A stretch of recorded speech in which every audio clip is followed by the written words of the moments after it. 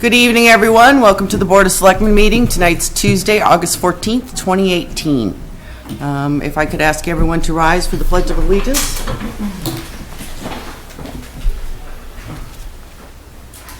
I pledge allegiance to the flag of the United States of America and to the republic for which it stands, one nation, under God, indivisible, with liberty and justice for all. Thank you. All right, do we have any amendments to the agenda? No, I do not. Okay, do you? I do not. I'll make motions to approve the agenda as presented. Seconded? All in favor? Aye. Aye. Chair says aye. I hate it when there's only two. Agenda's approved.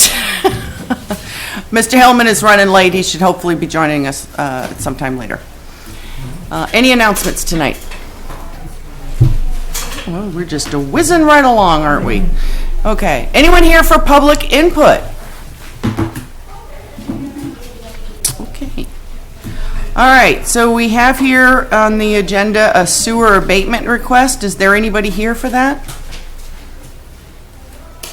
All right. Well, if it comes up again, it can be rescheduled for another time. All right. Okay. So is the Ayer Shirley Regional School Committee ready? Oh. I knew I didn't have my glasses on. There you are. Okay, so everybody want to get started? Dan, you want to come on up? Sure. You want to borrow Chris's seat? Squeeze this extra one in between.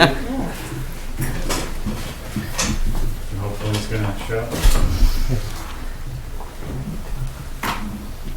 Okay. Robert, you want to guide us? Madam Chair, as the board is aware, and Mr. Gleason, good evening.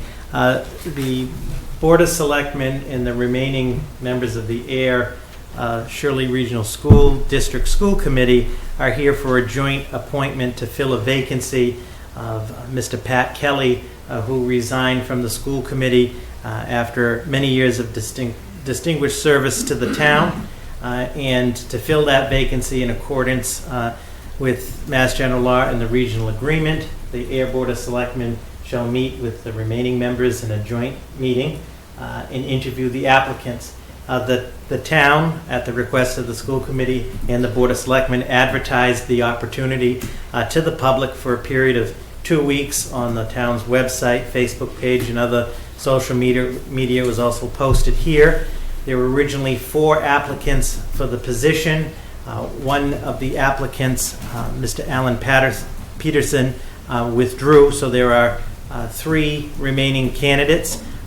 You have their credentials in the packet, and as customary, the joint committee usually interviews each of the candidates, and then after each candidate has been interviewed, the joint committee deliberates, and then it's a simple majority vote to select the individual. The individual that is selected tonight, the town clerk is available to swear him or her in, and they would serve until next April at the local election. They would fill that vacancy till then, and then could either run for re-election or not. So that's the process, Madam Chair. Okay. Dan, if it's all right with you, we'll just call them up as in kind of the order that they were in the packet. However you want to run it, sure. Okay. So Michelle Granger sends her regrets that she won't be able. She had prior plans and is away. Otherwise, she would be here too. And then Dr. Malone was going to be here just to observe, but she got called back to Haverhill for a week this afternoon. So. Okay, so she won't be here tonight. She won't be here. Okay. But she wouldn't have had a voting role anyway. Michelle would have been the other possible voter, but she's out of town. So, and just to clarify, we did check, and the fact that you're the only member is actually legal. just for the record. Yep. Okay. All right, so we're just going to do this the way it was laid out in the packet, and that would be Joseph V. Leone. Leone? Leone? Joe's not here. Nope. All right, well, next. Okay. Cheryl Simmons. You want me to come? Yeah. If you would, please.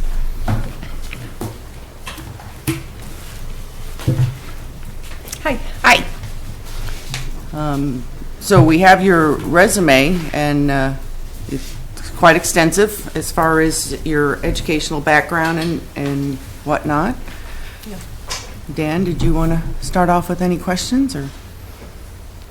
I know Cheryl quite well, having served with her on the Ayer School Committee and just through interactions in town, so I'm comfortable at the moment with knowing about her background and abilities and her interest in serving. Okay. So I'll pass to Mr. Hooty yourself if you have anything Scott? you'd like to ask. I'll ask you a simple question. What are some of the things you'd like to accomplish as a member of the Regional School Committee, and what changes would you like to see? It's a good question. I've been very happy with 3 kids in the school system to see the progress. I'd like to see that progress continue. It wouldn't hurt to bring some more state championships back. We want to keep that hockey team at the top. Changes, I think it depends on the students and what they need. So I think we need to be open to what the students need, how the staff can deliver services to the students, and then make adjustments based on student need and interest and that sort of thing. You know, we've come a long way. I was on the school committee leading up to the regionalization, and I think the regionalization and the new building and all that has really led us in the direction that we wanted to go in, and I just want to be part of continuing that growth. Mm-hmm. All right, and well, I can't think of any questions. That pretty much covered the question that I would ask. Is there anything else you'd like to add, or? No, I think Scott and certainly Dan knows this. You know, people ask me why do you want to do this again? 2 out of my 3 kids are heading off to college. They'll be freshmen.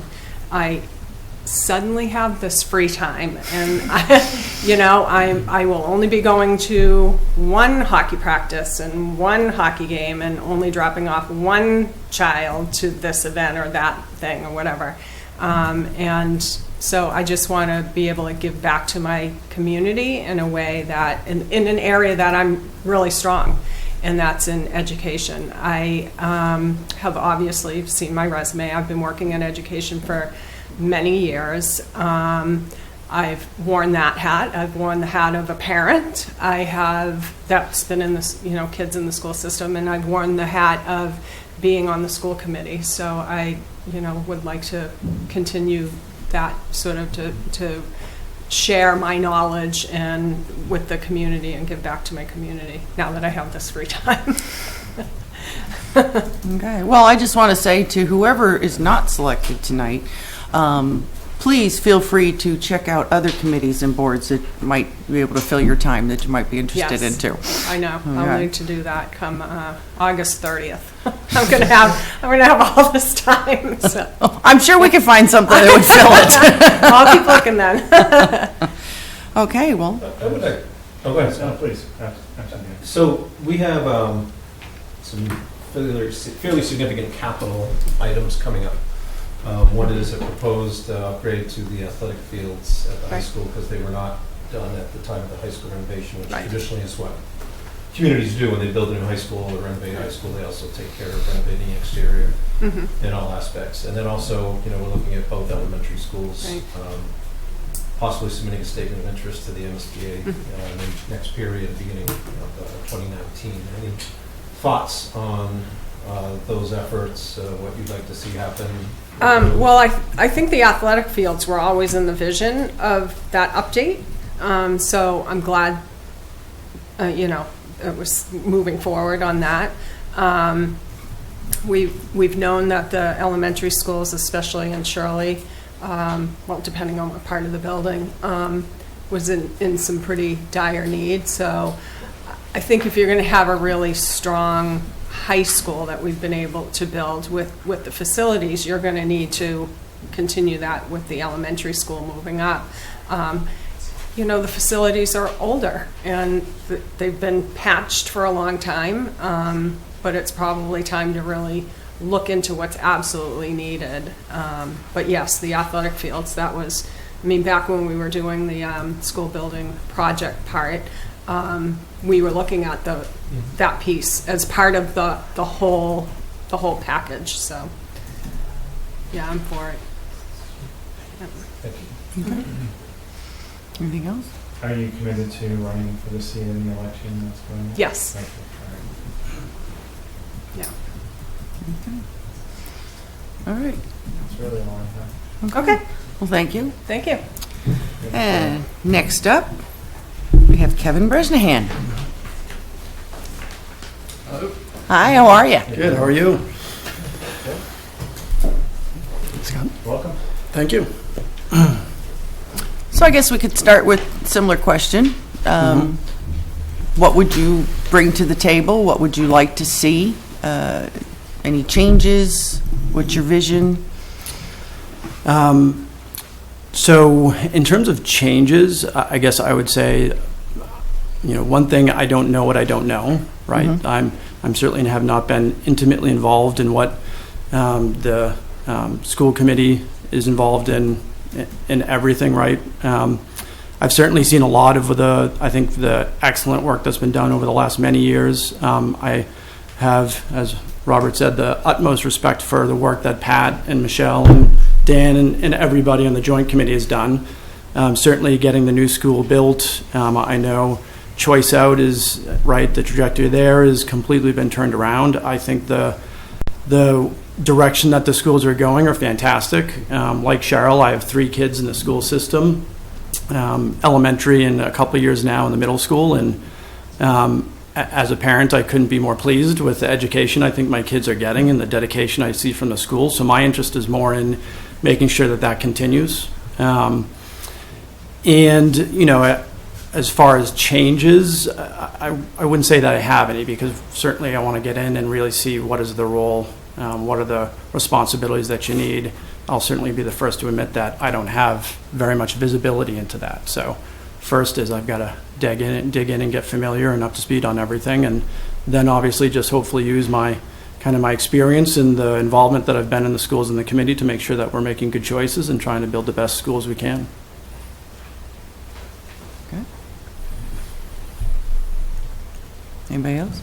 If you want to comment publicly on what I asked Cheryl, fine, but as a member of the athletic fields committee, I think I know how You know where I stand on the field. So I'm on the field committee, right? So I certainly obviously believe that after, so the line I like to use on the fields are, I'm one of the people that can say my kids are playing on the fields that their grandparents played on. So my parents graduated from the original high school, played on those fields. I played on those fields, and now we have a third generation playing on the exact same field. So after all that time, I think it's time that we renovate. I mentioned the trajectory in terms of the choice out. I think it's been going in the right direction since we built the new school, and that's a great investment in our towns. And certainly people coming into the town see that, but I do certainly think athletics are key. It is a key aspect when a lot of parents are making choices about the schools that they're going to send their kids to. The kids that are involved in athletics are also very frequently the kids that are doing very good scholastically as well. They're just the kids that you typically want involved in your school system. So I think it's critical that we get the field projects passed to make sure that we don't have some of those kids and the families opting out of our schools in our community. So that's where I stand on the fields. As far as the elementary schools, I think there's need there. I really want to be very careful about evaluating our choices. I think it's great that we have a regional system with Shirley, and I think we do have a great partnership there. I'd want to be careful about how much, do we keep some distinction between Ayer and Shirley, so some control over our elementary school.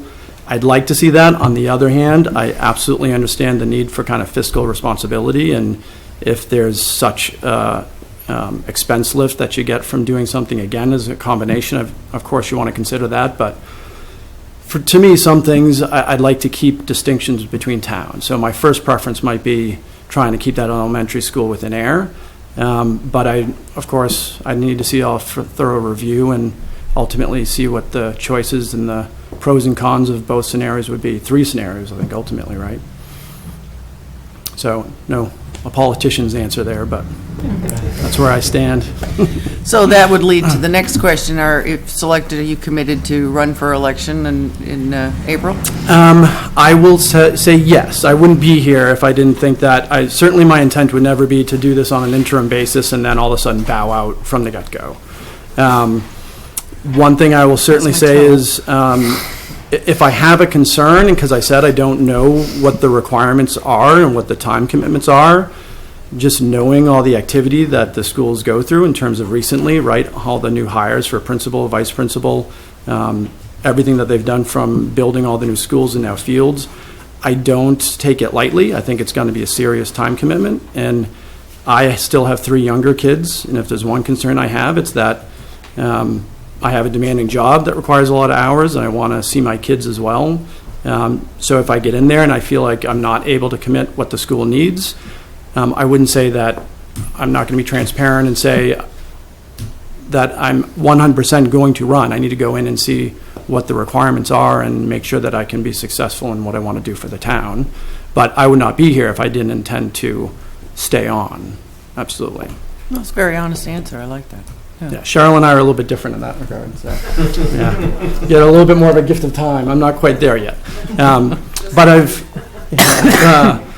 I'm certainly invested in our schools. I still have kids that are going to be going through the schools. I think not only the fields, but the next several years are going to be critical to the success of our schools overall. And I want to make sure that I can be part of helping to design that and keep the schools on the trajectory they've been in. So I'm trying to be careful about what I get involved in, and I think this is obviously critical to our town and to our kids. So my intent would be to stay on. Okay. Just to catch you up, we already interviewed Cheryl. No. Oh, okay. Okay. Sorry, Cheryl. Oh. All right. Anybody else have any other questions, or? No, I don't. Chris? I'm still swallowing my dinner, so I'm good. Okay. All right. Well then. So Joseph isn't here. Thank you. He looks like he has, he's got the coaching and the teaching for the gentleman who couldn't make it tonight. So I'm open to conversations, nominations. I'm sorry. Yeah, I just feel compelled to make a statement because we had 4 candidates, and I was one who reached out to each of the 4, knowing the history of commitment to town boards, very difficult, as Kevin said, to commit time. I was hoping we might get one of those 4. All 4 came forward. 2 are here this evening, so I just want to thank them all personally for stepping up and for being willing to do it. And I think it's a great statement of the direction of the school district that all 4 of the people I contacted did say, I want to be part of that. Joe had approached me in the past. He's retired with grandkids in the system, so if there's ever, because I don't want to vote, take on an election against somebody. I think I was doing a great job, but if there's ever an opening, you have a need, let me know. So when Pat resigned, I did tell Joe. Cheryl, of course, has the experience as the Ayer School Committee, and she's an educator. Kevin's been, highly involved in when we had a parent group trying to pass the high school project. He has his family road race that donates money to the school district and to ASEF. He's on our, subcommittee for the athletic fields project. A very committed guy as well. So I think it's just wonderful they all stepped forward. I feel kind of awkward that I'm going to have to choose amongst. You got some great candidates here. So like I said, hoping 1 out of 4 might put their hand up. But all 4 are tremendously qualified, which is why I reached out to those 4 particular individuals. Alan Peterson had helped us select the superintendent before. He has young kids, which I think other than Mr. DeFord from Shirley, we're kind of lacking in that area in the school committee. I'd like to see, and if it's not this evening and in the future, that we get some people who represent more the elementary school constituency. We've all, Pat, Michelle, and myself from the Ayer side, and as well with Jim Quinty and Shirley, have kids that have kind of grown as we've been on the school committee from elementary now into high school, and I think we need to kind of replenish maybe some of that elementary experience. But with that, if no one minds, I would make a motion to appoint Cheryl Simmons. The reason for that is we have some very serious things coming up we need to consider. The capital projects that I mentioned, budgeting is a very time-consuming and difficult thing in public schools. She's been through that process. I think that a new member is more suited at an election time where you're not a lot's expected of someone who's new. They know like their first year is kind of a feeling out period. Massachusetts Association of School Committees, MASC, has a training class. People attend, you go for a Saturday, and I've done it, everyone on the committee's done it. So I'm as a school committee member, I'm looking for someone who can maybe hit the ground running with us for these next 9 months until the election comes up, and then at the election, then it's whoever wants to run, and we'll see what the voters think. But my motion at this point would be to nominate Charles Simmons for appointment to the school committee. I'll second that motion. I look at Charles' resume, I think it would be a great help to the committee. To your point, Dan, having someone who has some experience at this point in time would be great to hit the ground running, especially with the budget process. And she says she has all this free time, so it should be great. We're going to find work for you. So motion's been made and seconded. Any further discussion? No, it's. I mean, I don't want to say it's unfortunate. It's a great thing to have this many candidates, all qualified candidates. So much time with a sophomore girl. I'll have to talk about that after, but the special education piece kind of stands out for me too. There's a lot, as you know, Dan, that goes along with that, dealing with the state, and obviously a little close to home for me. So I just I'm happy that we have this many candidates. Unfortunately, have to choose against each other or pick against one another, but. And we've already got Kevin working for us on the field committee too. So. Well, I think you're very lucky that you had some very highly qualified candidates, and I agree. I think this any one of them that you chose would be good. But with that, all those in favor for Cheryl Simmons? Aye. And the chair says aye. Congratulations. Kevin, I'm sure we can find another committee or board for you. No, I understand completely. I'm very happy that you're, and I agree. When I heard the candidates that were involved, it was great for our town. So, yeah. Thank you, Kevin. Thank you. Yeah, thank you.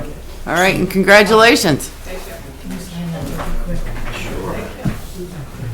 Sorry. No, you didn't. Really, you only missed a few minutes. This was a phone booth turnaround. It was nice. Thank you. Nope, so we only missed a couple minutes. Congratulations. Oh, thank you. He's getting it. Yes. Cheryl and Dan, you guys So, stand for could you like stay 2 on minutes? point? That's my birthday present. Stay on point. Oh, trust me, I'm exhausted. I'm good. I work locally, so usually. All right. Do you mind if I ask a couple of Oh, yes. Yeah, okay.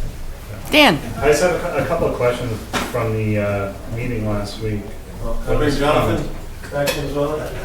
Sure. We've got Yeah. questions for us. Yes. You want us up at the table? Sure. Yeah, please. Okay. Are we in there?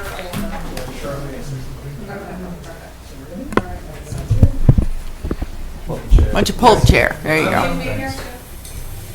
Only if you want to hear the questions and discussion about our field committee meeting I this just week. don't want to, Look at that. She's already jumping right in. I like that. I have not read the packet yet, but Let's do this. Go ahead. Thank you. So one of the things I just wanted to bring up is the elementary school question. I know that looms large with the fields, and it was actually one of the comments of Mr. O'Keefe of the Shirley Finance Committee, making a comment about a regional elementary school in Shirley. He just sounded very emphatic that that was the path we were going down, and I know, Dan, thank you for correcting him on that.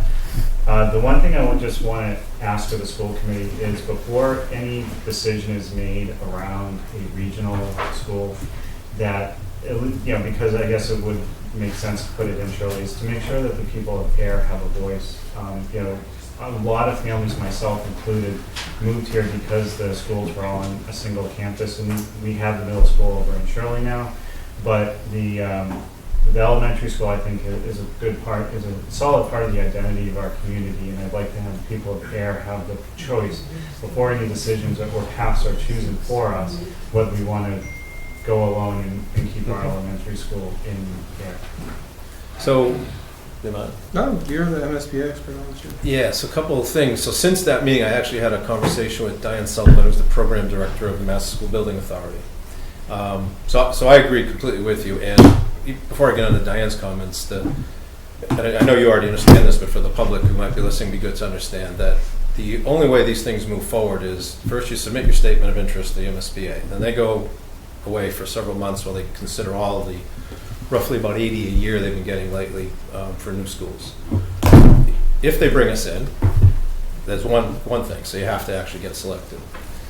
It's possibly, they go based on the cohort of schools that apply at one time, and so if we are on the nicer end of the schools applying, we might get pushed out a year or two, but if we're on the lower end, then maybe we get in more quickly. We just don't know. We do our best effort to show the need with the statement of interest and hope they pick us.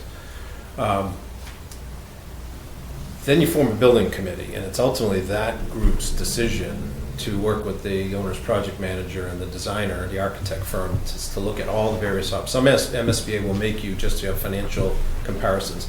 They won't fund a just total repair, but they want a quote for that, right? So it'll be like lipstick on a pig, in my opinion. You would have the same 50-year-old space that wasn't designed for 21st century learning and is actually poorly laid out because it's three different, I'm talking Page Hilltop here, we're in Ayer. That same thing happens at Laura White, though. It's multiple pieces over years, so it's really not put together very well. So we'd want to absolutely consider that. So that's where the process that has to happen. So the school committee doesn't decide. Ultimately, it's this building committee, which will have school committee membership, administrative membership, community members like Mr. Commons, who was a FinCom member, served on that, Mr. Kelly, who we're replacing this evening. So that's the number one. There's a long process, and it's the building committee that will look at all the options and then come up with have a preferred option. And they have public forums throughout the period collecting input from the communities, like here's what we're looking at, what do you think? The conversation with Ms. Sullivan becomes kind of interesting because they used to say, well, if you submit, so you can only submit one, what they call a core project at a time. They've kind of loosened that up. Now you can submit multiple core projects, but you have to tell them what your preference is, which one you may be more inclined to want to go at first. And then they say, if you're going to consider a consolidation of the two schools that you've submitted simultaneously, we want to know that, and they're going to actually then quiz you quite extensively on, do you think there's going to be community support if that comes out of the building committee as the preferred option? Because they've had some failures recently, and Ipswich is one that she mentioned to me that Jonathan and I have been following in the news. Spent 4 years studying, taking two, and this is one town, not a region, but still two schools in two different neighborhoods, merging into one on one of the sites. And they spent about $800,000 on a feasibility study, spent 4 years of time, and it is 2/3 vote for the debt exclusion at town meeting. They got 64 rather than 66%, and they lost. So they've taken a firmer stance instead of just kind of encouraging us to kind of get a preconception on community input. They will require it. And your board, FinCom, and each town, with Jonathan and I have already kind of informally talking, maybe we need to do like a parent survey, different ways to kind of get some data to show them there is or is not interest in doing this. Personally, I go back and forth. I think financially it's a great thing, but whether it's in Ayer or in Shirley, you're going to have a set of elementary school kids that are going to have a lot longer bus ride where they have to be rounded up in Shirley and brought to Ayer. Yeah, and at that age group, that's more of a concern than, say, middle or high school kids. So, yeah, that's just my personal opinion. I'm still undecided. We have to see what plan comes out of it. But I get your concern completely. It's very well founded. We need to do a lot of due diligence there, and the MSBA is going to force us. They don't need the community to say, absolutely, if that comes forward, we're voting for that, and that's their choice. It's just that there would be receptiveness to it. And if enough people say, no, we don't even want to hear about that, or like Kevin was saying, like yourself saying, the identity of the towns, each having their elementary is too important to us. If there's enough of that feedback, they may tell us right away, sorry guys, we're not going to consider that with you. Which then makes our job tougher, because then, okay, is it Lower White or Page Hilltop that is the priority and we go ahead with, but it's what they pay us the big bucks on these volunteer positions to do. Right? So anyway, that's my long-winded response. If you have anything you want to add to that. No, I was just going to add that, the options that options isn't the right word, but what came out of that Flansburgh report, I don't know if you've read through it or not, but there's certainly a number of ideas there. Those are not set in stone. Those are just guidelines based on what MSBA says our school populations require for a number of classrooms, square footage for other amenities. It doesn't include any items that are unreimbursable, say if we wanted to put an auditorium or a bigger gym, something like that. And certainly the idea of a regional elementary school on the Devon, or on the Shirley land in Devon's is he took some liberties with that. I'll be the first to admit that. It's an idea. It shows that it would fit. Yeah. But at the same time, that's land that's owned by Shirley. We would need to go through a process to acquire that land, just based on the way the lease is set up. So there are some liberties that we're taking with that. It's more to give you an idea. Yeah, I think that's real important people understand. So that was a great set of information we got, but any of the quotes and designs in there were just the architect's thoughts without any consideration and discussion with school committee, communities, whatever. So it gives us a number, which I think proved what we all would logically think, that building one building is cheaper than building two. Oh, yeah. But there's, as Jonathan said, there's land issues, there's, other issues that people are going to have regarding busing and other things that are going to have to be considered. So yeah, I definitely want anybody to leave this table or the meeting or whoever sees it on cable thinking that that is something that's well down the path, that's seriously being considered. The only thing being seriously considered is submitting at least one of the schools in early 2019. What building committee, and I mentioned this at the meeting last week, and a lot of people it's old hat for, but the high school is going to be a middle high school initially. That was the SOI that was submitted. Take Ayer Middle High and make it Ayer Shirley Middle High. And we'll bore people with the details of what happened there, but ultimately it just decided, no, let's just do a standalone high school, consolidate the middle and Shirley at the nice middle school building. And so what it started out as is not how it ended, and it could happen with this process, as well. It's going to be several years and some permutations and a lot of study. But I think, just to reinforce what John said about the Flansburgh thing, great set of data, gave us some concepts and things to think about. That is by no means a D plan or a plan. It's just a set of information for all of us to consider when we look at the various options. But ultimately, a building committee will be the deciding factor on that. Is your thought on that, Dan? Like you said, 2019 possibly to start that ball rolling? So that's the next period. They'll have an early April deadline. And we haven't voted yet whether to do it. My sense is I think there's enough interest in submitting the statement of interest. Okay. But that's speaking solely for myself. We haven't Understood. voted as a school committee yet. All right. So in the interim, at our first September meeting, Dr. Malone will present recommendations for the interim, what we can do for improvements in the school, continue to improve the learning environment for our students.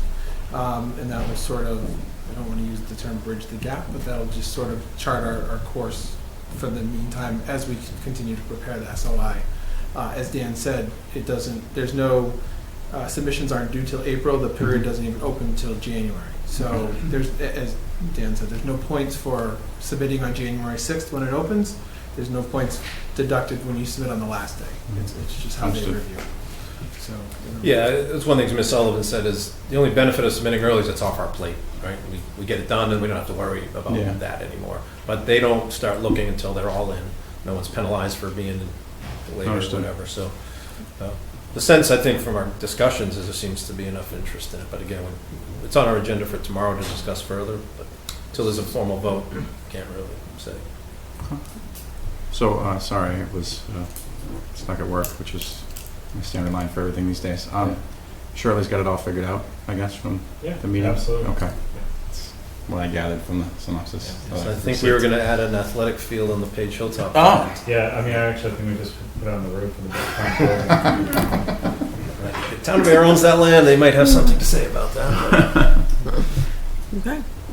One other thing I do want to just address as a result of the meeting from last week. So we were asked to submit questions, which I did submit a question that seemed to hit a nerve with members of the school committee. And this is on the heels of attending the May meeting, informational session, Page Hilltop. Made a comment regarding a slide that was being used and then received a lengthy email overnight, which was, I would describe as hostile in nature. I would urge the members of the school committee to please be open. You've asked us for questions. We're trying to just gather information. if you don't like the questions or the comments, please be professional and respectful and have a conversation with us as opposed to yelling at us and attacking us. That's all I ask. So on the personnel, they're both directed at, so I'll respond. Yeah, very, very upset when you called us misleading with information that the Ayer town had used itself in a town meeting in 2016, the exact format, the exact data just updated for the fact what would the school fields debt add to the situation rather than the projects that were presented in 2016 for the DPW office and the storage facility for Parks and Rec. There are a couple of us can't recall. So, and you also came into that meeting late, and Mr. DeForge had actually said, this does not say what the towns may want to add for capital over the next few years. This is a snapshot in time, which is one of your comments was, well, you really, didn't tell people that the towns may have other things in mind. Well, we had. Unfortunately, you weren't there to hear Mr. DeForge say that.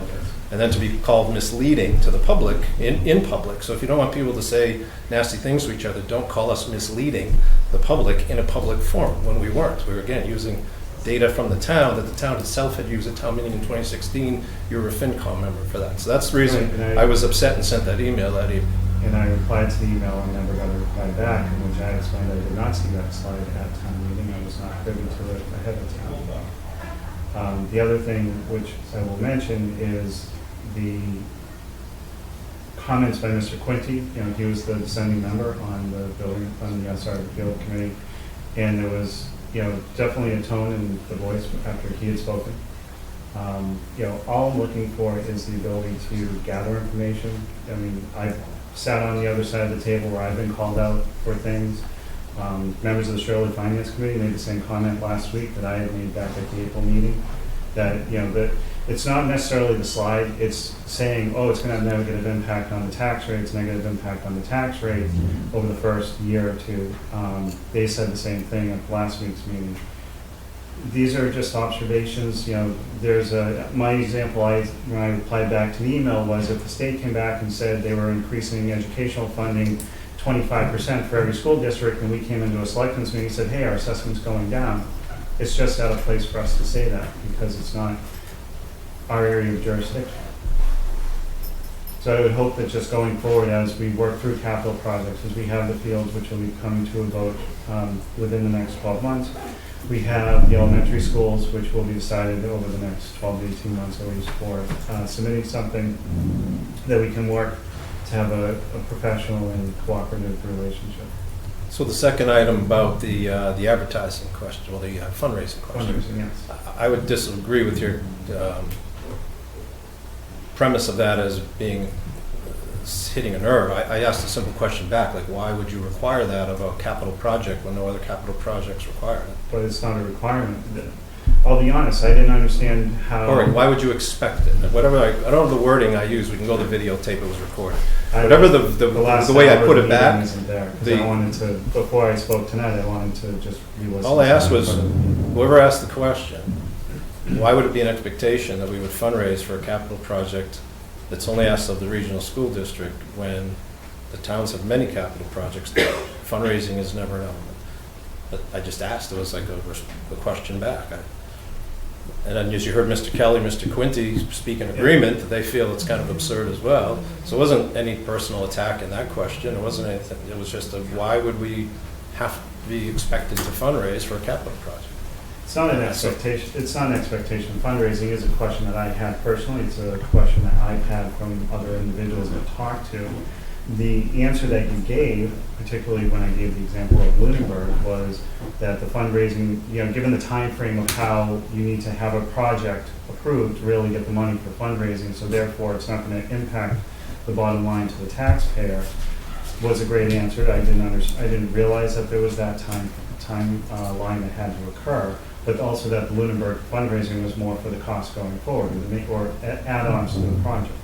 I'm simply addressing the fact that you said that discussion on fundraising, that you were attacked and it was striking a nerve. I'm disagreeing with your representation of that. I'm not. Can I add to this real quick just to end this?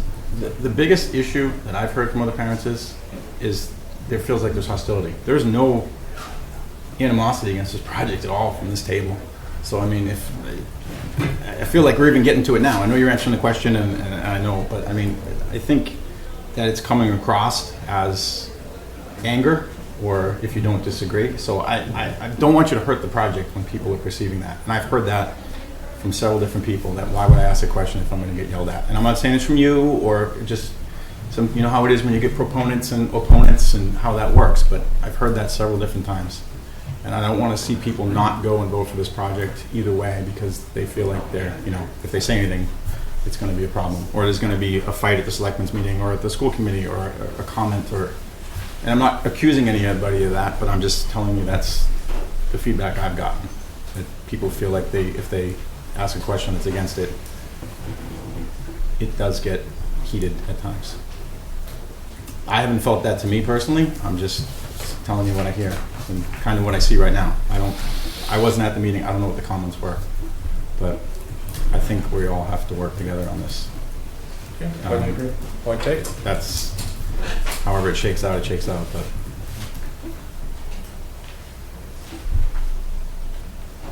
Oh, that was fun. Thank you, Chris. Bottom line is, work has to be done in some way, shape, or form to schools. And we're for it. And we're all going to have discussions. And we're all going to do our best to just keep it calm. Thank you, guys. And on Anything else? On a positive, I just want to let you know, I had the pleasure of meeting both the principal and the new assistant principal at the high school, and I was honestly blown away. I thought they were fantastic. The assistant principal, I think, just started Monday. I think we met her on Wednesday, but very impressive. Looking forward to... Good to hear. I think Yeah. you'll find the same with the new athletic director. Yeah, Assistant I superintendent. was just going to say, I've heard that. I've already seen some of the stuff that's happening, so good job there for the I wish selection we could committee. take credit, but Yeah, superintendent and the principal hired those individuals. So. yeah, well, good things to come. But we had some really good input from community members who participated on some Mhm. committees, so that should be recognized as well. Every time there was, and we had a lot of recent hires, and we asked a lot of parents and staff to participate in these committees, and they all willingly did so, and brought very good finalists to their managers, and then final decisions were made. Yeah, no, it's very impressed. Excellent. Thank you. And Dan, just to add a comment, no, it is not required to do fundraising. But I think there are some people that wouldn't mind seeing it. Wouldn't mind seeing maybe the kids trying to rally up support and doing some type of fundraiser. But it's not required. And It just, there is it's just, quite extensive you know, effort. In fact, we're on the board. I Yeah. would like to announce publicly that Bacon Joy was our first donor today. So congratulations. we're having discussions with a private person who's a former alum in September, who's got some interest, and then we have other letters out that we need to make follow-up phone calls to the businesses. Now we've got the letters in their hands and explaining what we're looking for, which is mainly relief of taxpayer burden by having some sponsorships. Then what we will do after the vote, once we know we have a project, it'd be an accounting nightmare for Mr. Plunkett if he's still here, to say if we could getting $100 donations from people that we would love to have, we welcome donors of all sizes and shapes, but to track those now, and then if the project fails, have to refund all of that and track it would just be unfair to Bill. So we're only trying to get pledges on the larger sponsorship type things like scoreboards, naming rights for different parts of the facility. So that is ongoing and underway.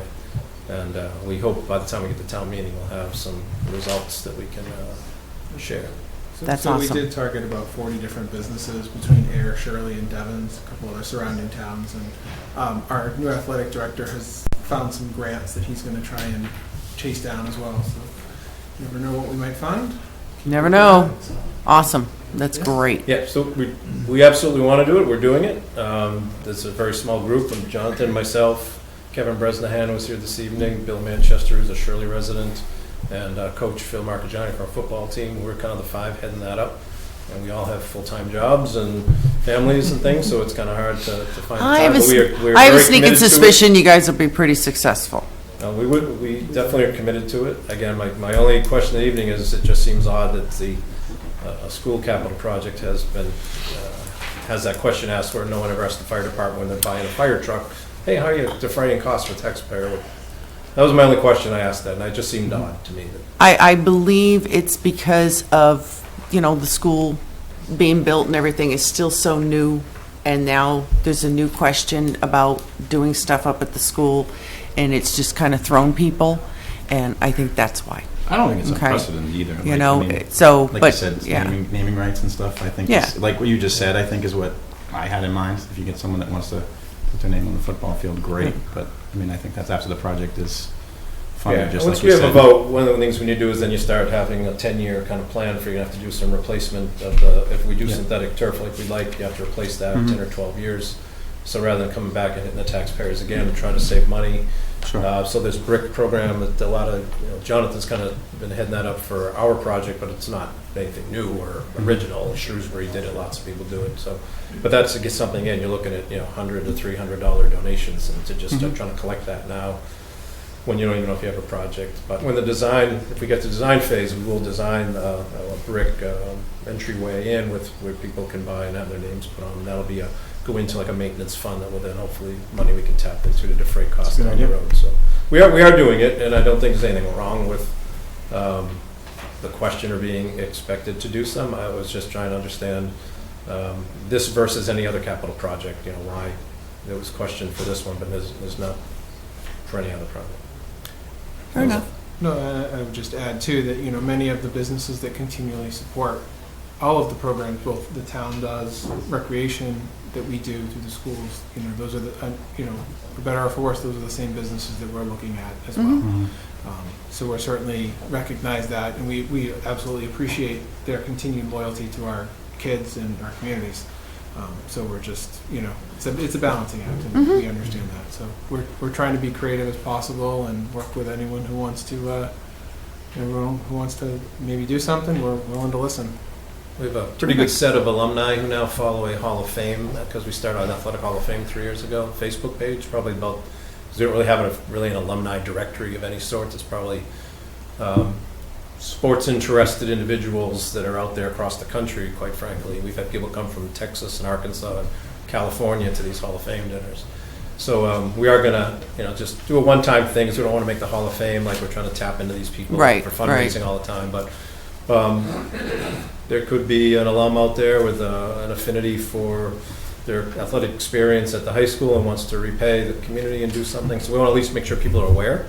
We're not going to get in their face too much about it, but we will at least put it out there. A person who runs that Facebook page and kind of leads up the Hall of Fame gave us his permission, and his blessing to, do it again a one-time, make them aware. And if they want to seek me out or Jonathan and ask further questions or do something, then they can do that. But at least they'll be aware that we're working on something like this, and if they want to participate, they'll be able to.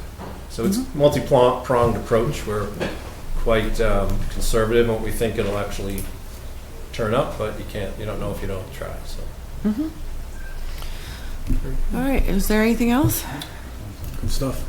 Gentlemen, thank you both for being here. Congratulations on your new member Thank you. and the quality of the candidates you had. Yes, absolutely. Thank you.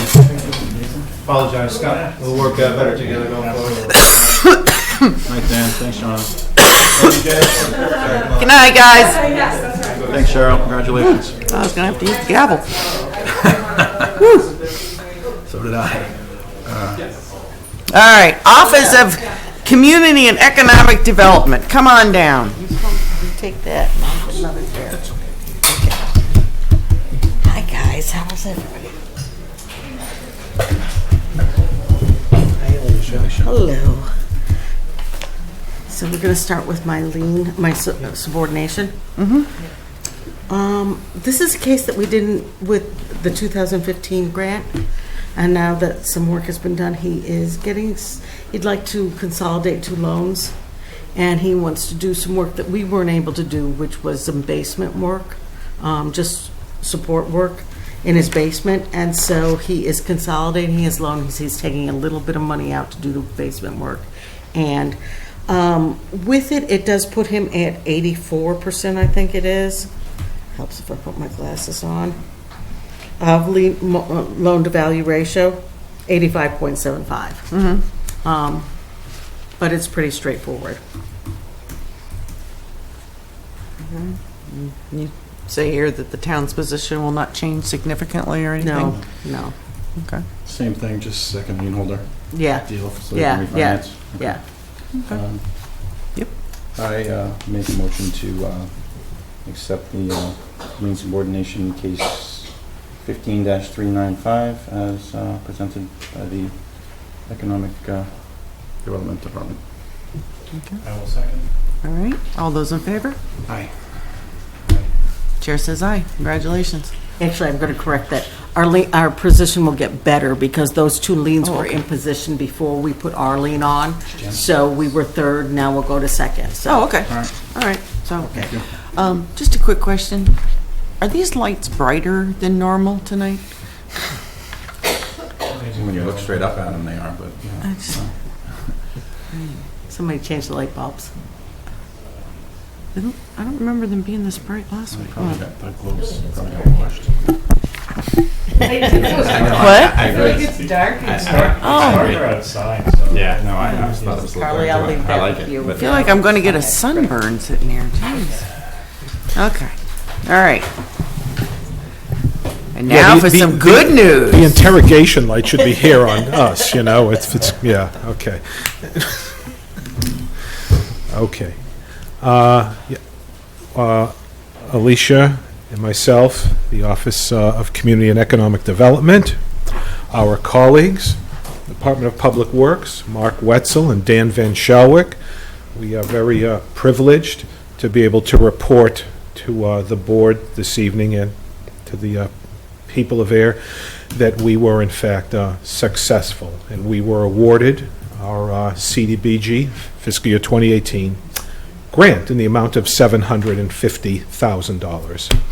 So we're again just very privileged to be able to report that. That's fantastic. And again, this is for the it's a both, you know, primarily for an infrastructure improvement project in the Grove Pond neighborhood, and specifically on Prospect Street. Sort of, you know, runs right behind the courthouse there and down, and then Oak Street. So those two streets.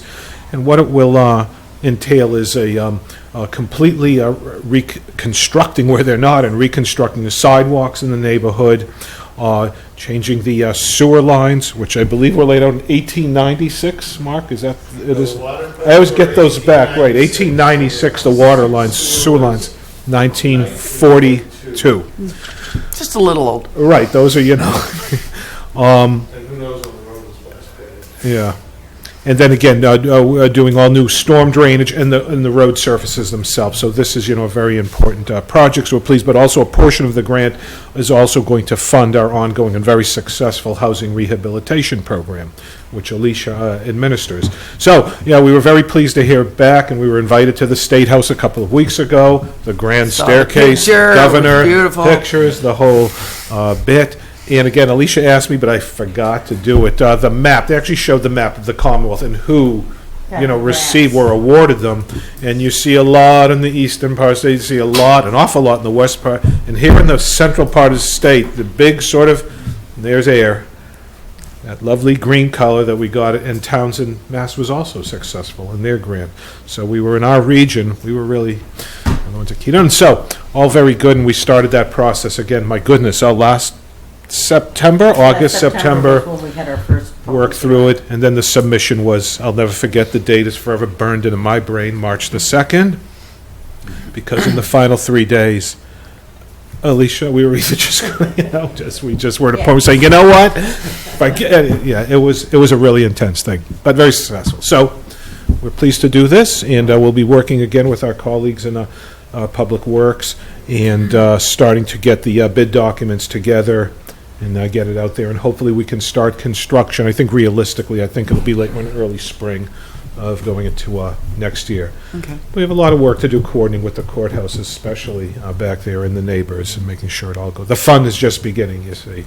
But we're very pleased, and we had a press conference just a couple of days ago, and Senator Eldridge came and spoke, and again, we're just thankful we were in a position to do it. And I'll just say one additional thing. Dan Van Shelwick, in particular, he masterfully did the engineering design for this project. Normally, you know, you'd have to put that out to a consultant, and you would have been putting out, I mean, you know, $100,000 just for that. It was done in-house. Also on our end, this was the first time, in just doing putting the grant together, We've always had to First time in a hire number of consultants, years. right, Yeah. in We quite a had number of when years, Sean was here. going way Right. back. So from as a witness, we said, no, we're doing it, we are not hiring a consultant. That's We great. saved $50,000, and that goes into the project in the neighborhood, and not to a consultant. Okay. And I'll say, all this is possible because Robert and Carly have done a great job, frankly, in putting together a team here in town where we have the capability and expertise and professional to do this. We don't have to hire consultants. That's right. We are That's the right. expert, and this sort of proved out that Robert and Carly, put together a Right. great team here. We're self-sufficient. Well, we agreed to it. That's right, of So course. we get small credit. Robert? Alan made the point, I just want, on the internal savings from our folks, and it's greatly appreciated. Between DPW, Dan and Mark saving 100,000, these guys about 50,000. So if you look at it, it adds another 150,000. Neighborhood. That's great. Yeah. Remember the Yeah, days so when we we used to talk about how we need to No, I do agree. everything in-house and No, everything? I think, back to Dan, and I appreciate all your effort as well. Dan, you can say that repetitively on many projects. It was a great hire, so it's benefited the town in so many different ways. Can we nudge the state while we're doing this project to do something with that courthouse? Maybe put some coat of paint on the windows and dress it up a little bit, because it's a dump. To be quite honest with you. We're actually going to be talking to the. Chris, tell us how you really feel. It's a dump. So this is totally a different subject.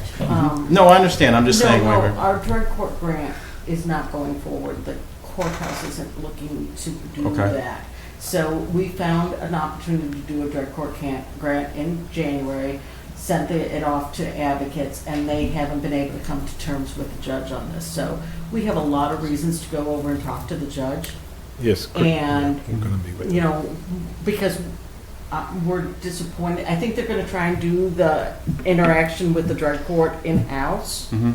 And there's been a lot of turf stuff on that grant money, which is fine. I mean, whatever they decide to do and everything like that. But the town's had a long history of doing those drug court grants. And so we're just going to go get some information on that. And while we're there, Alan and I have talked about we need to start talking, as Alan said, about interfacing Parking, with them. the front steps. I mean, if you look Yeah. at the building from afar, if That's you're up right. on Cambridge Street, it looks Yeah. beautiful. I know you're close to But it. close and up. it's- No, you're Yeah. right. Selectman Hillman, you're right. And this is, very similar to the Rotary project.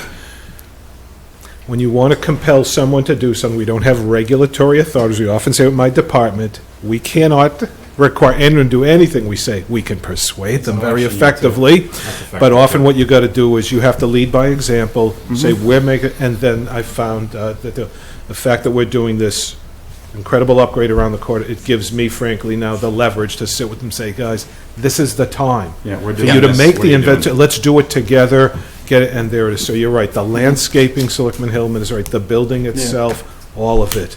It really needs some investment to go up. The library looks fantastic across the No, I street. agree. And it's time for the courthouse. So, there we go, very good, yes.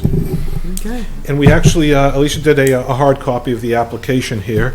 It freaked us out, even when we looked at it and went, did we really do that? Well done. We did, so there it is, if you care to dive in. Similar to Pond Street, Mark? Like, same Like thing? the same type of, project. We did Pond Street, And then and Pond Street was done entirely with consultants. Pleasant It Street, sure was we- Pleasant Pleasant Street Street. was administered, the grant was Yes. administered by a consultant, but we did the engineering and Yes. DPW. So it'll be similar to that, where we'll do the engineering, we'll do the bidding, and we'll do the majority of the construction oversight. with Pond Street, we did hire an engineer, right? And then with Pleasant Street, we used the engineering house, but we hired a grant consultant, and we hired a grant writer. So the grant writer was $7,000, the grant consultant was actually almost $70,000. Wow. And so. And that was for the Pleasant Street one. That was for Pleasant Street. Right. This time, so it's actually closer, so it's and then we didn't hire an engineer, and this time we didn't hire any of that out. So. Yeah, that's it's a all big been savings. in-house. That's terrific. And Alicia and I, next thing is starting our own consulting firm. Maybe we'll go make the 70 grand and have Yeah. some fun. Yeah, right. Nice No, work. that was a All joke. right. So, thank you. Very good. Thank you. Thank you Thank for all your you. help and support along the way. We kept running in with things for you guys to sign No. and everything, and we really appreciate it. That's all right. That's quite all right. It all worked out and it was all worth it, and congratulations to everyone involved. Thank you. Thank you.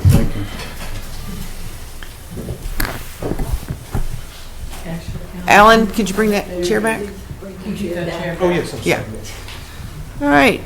And Mart is back with us tonight. Robert? Madam Chair, members of the board, at the request of the board at the July 17th meeting, we had scheduled for Mart to come tonight. I had hoped that it would be better news. However, sometimes you have to take a second bite at the apple. Do you remember? I just- Yeah, so the project went through the sub-bidding, Remember, right? went fine. The project was put out to bid. About 10 firms pulled bids at interest. In the end, 2 firms responded. When the bids were opened at Mart, unfortunately, both of the bids were considerably over, to the tune of somewhere between $2 to $2.5 million over. Just a little bit. So, of course, that was disappointing and frustrating for all. Some, Selectman Hillman and others, I'll get into some of the observations or concerns going into it. Asked Mark to look at, and we've been in discussions as to what issues with the first construction bid. One of the substantive issues is the soil reports within the bid. In talking to Wesson and Sampson, who prepared the bid with Mart, there was extensive soil information and environmental information in there way beyond the requirements. And it's the feeling that part of that can be reduced and better formulated, and it's Mart's feeling that that contributed at least to some either increase in costs and also may perhaps increase in contingency funding, because for the contractor, as it was unclear, so you plan for the worst on the environmental. I mean, that was one substantive area. The other thing that Mart has continued, to the extent they can, interview and talk with folks that pulled bids and didn't return, and the ones that returned. The general contracting environment, and Selectman Hillman, you brought this up in the spring, is extremely busy. A lot of people didn't pull because they have a lot of work right now, and this is not an ideal bidding situation. With that said, I'm also going to be meeting with Mart, with our internal folks. Mart would like to proceed, and through the chair, I'll ask Mohammed and George to speak to what their plan is to move forward in terms of rebidding it. It's not always, I think the board knows this, that there are times, it's very frustrating, we've had to do it here, sometimes you have to put something out to bid more than once. I mean, the historic fire station was Was it only 3? 3 formal times, 5 total. The police station roof we had to do twice. So again, the message is nobody's thrilled about this. Everybody's disappointed about this. As the board can appreciate, this is going to delay, obviously, construction starts, and there are other concerns there. But Mart remains committed to the project, as does the town. We also remain committed to fulfilling our obligations with the state that transferred the land. And lastly, our obligations to fix any required drainage, as well as to fix the wall at Attorney Gibbons' place. We're all committed to do that. So I'd ask Mo to sort of, George to sort of share their thoughts on how they want to proceed as far as getting this moving. I think we are working with the consultant right now, and we are disappointed in their handling of the environmental, as you said. There should not be, because we are taking all the responsibility, and there is we do not want to scare the companies who are willing to bid. The way that we are trying to group it together is that we're going to have a basic bid and several alternatives.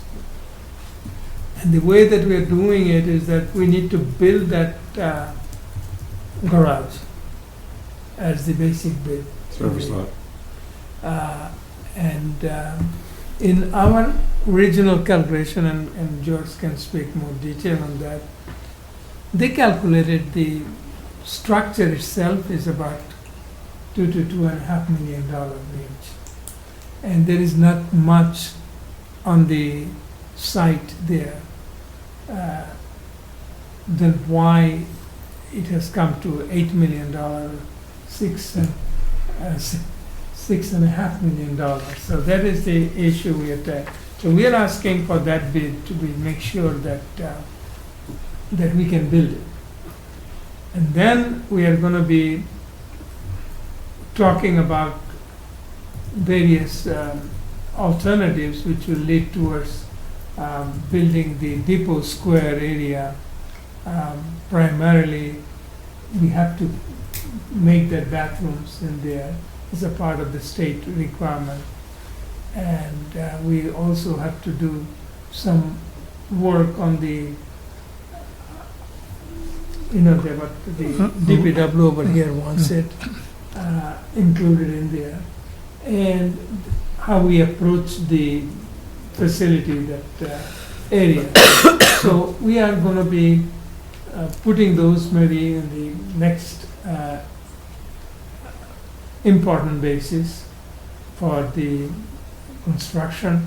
And I'm also thinking about it, maybe we can even move it out and we can do it ourselves with the help of the DPW over here,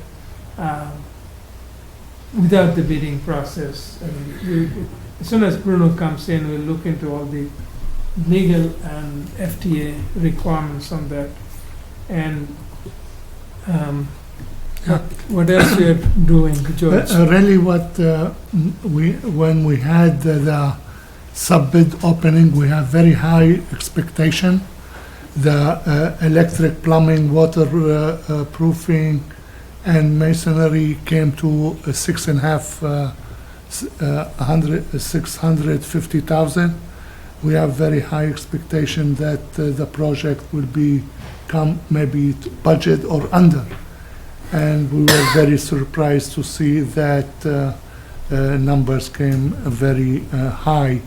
And we consulted with our consultant, and we reached out to bidders who did not bid on the projects, and we asked them what happened. And really, the timing of the advertisement was wrong, and all the contractors very, very busy. And from over 12 bidders who took the plans, only we received 2, and it seems like these 2 contractors did not really look at the project very closely. They just gave a number, a courtesy. Even one of the general contractor, he did not put his numbers until 5 minutes before the opening. When he saw nobody in the room, he said he's the only one. He put his numbers, and this is what happened.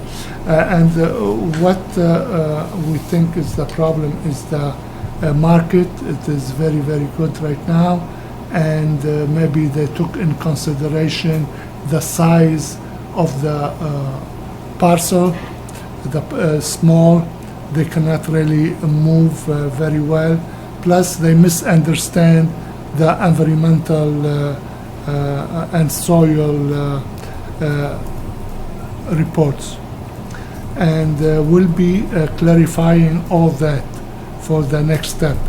And what Mo was talking about is some discipline, an item we will be taking out of the project, like the bathroom and sewer and water to the bathroom, to be done without the project, outside the project.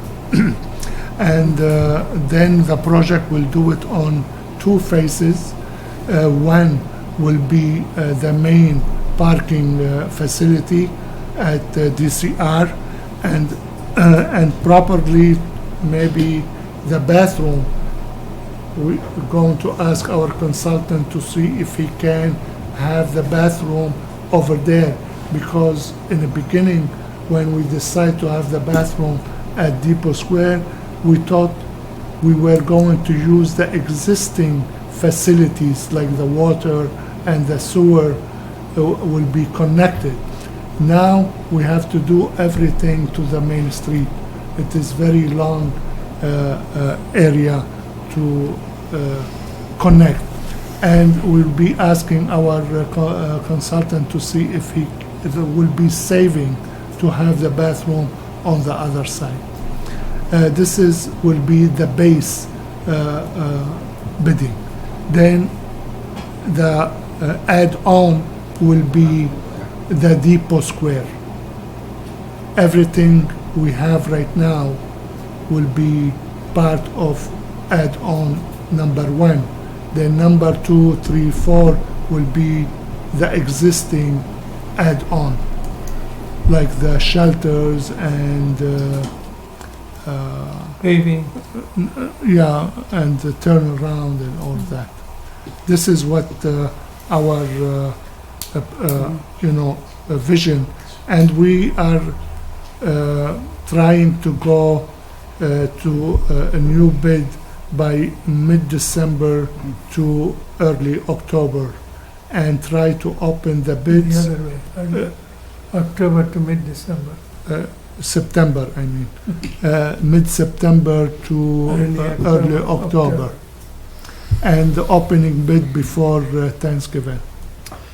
Okay, this is the project from AG Double Toothpicks. Go ahead. First of all, the engineer had this for what, 16 months, Weston and Sampson?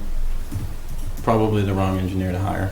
I know there was some people who were dissenting views on that, and you guys went with Weston and Sampson. No one saw the soil thing in the, I mean, you didn't see that as a red flag when the bid went out? Why would they put that in? I'm just going to rattle off questions, so just... The problem was with them is they did not put just the latest report. They put a report from 2009. I mean, we all know... Trying to formulate my question here. Didn't anyone look at this thing before it went out? Yeah, we did, and this is their, the consultant was their recommendation. But so the consultant was just doing whatever they wanted and nobody was overseeing the consultant? Because that's kind of what it sounds like. So, I mean, I've worked in government for, I don't know what year this is, that's how many years I've worked in government, and this has got to take the cake as far as any government project I've ever seen in my entire life. You got time. But now what I'm hearing, and I hope I'm hearing it wrong, is that nobody double-checked the consultant's work. So there is nothing wrong with the work part of it. The issue was when we put that in a bid, the environmental information has to be disclosed. Correct. And what the consultant did in the part of the disclosure, they got everything out from 2009 through today. And that overwhelmed the contractor. They were taking the safe side, and as a matter of fact, it came through the as an addendum. Yes. As they are asking questions, and and this time we said that no, we are not going to provide that. There is no need to go, because there is a lot of information there, and outside consultant, they thought that this is going to be a problem for them. And so why you take that work, especially when they have more work. So that is one item, but I think, in my opinion, the major item is the wrong timing.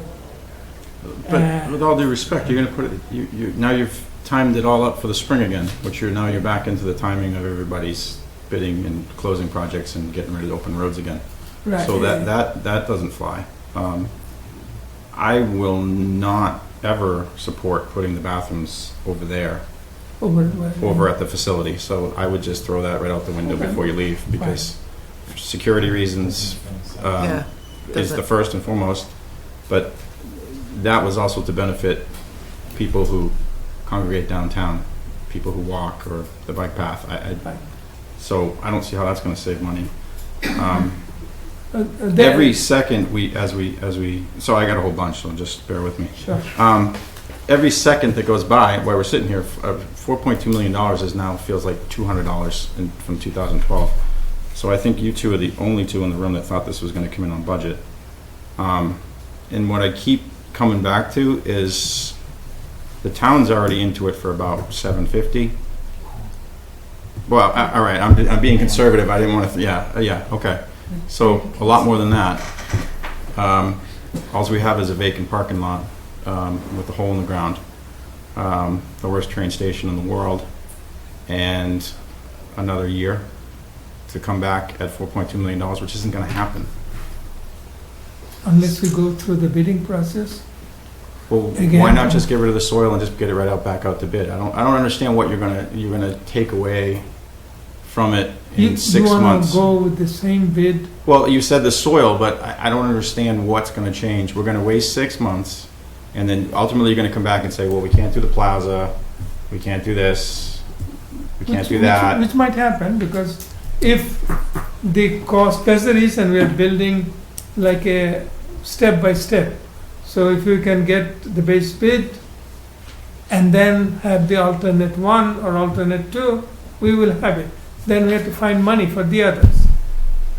If we can have all of them, that's a separate issue. So we are getting everything done. The bathroom itself is not an issue. This is the one we want to discuss with you. If the bathroom is not, you do not like it, we have to do the bathroom anyway. Understood. Whether with the project go through or not, because that is a requirement. We have to do it regardless. We're going to be doing the bathroom, we're going to be doing the water, sewer, whatever the DPW wants. Those 2 items will be included right now. And even if it is outside the bidding process, we will do that. What about the plaza? Why can't that be done? Can that just go out as a separate bid? Yeah, but That has a problem. The money that you have from the federal government is building the garage, parking.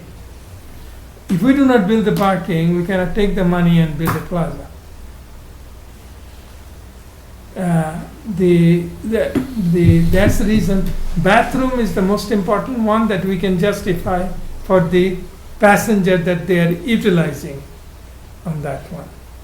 So I have no problem in spending, and the whole thing may not be more than $250,000 on that. Then we have to build the garage, and then proceed from there. What else we can do with the available money? Scott?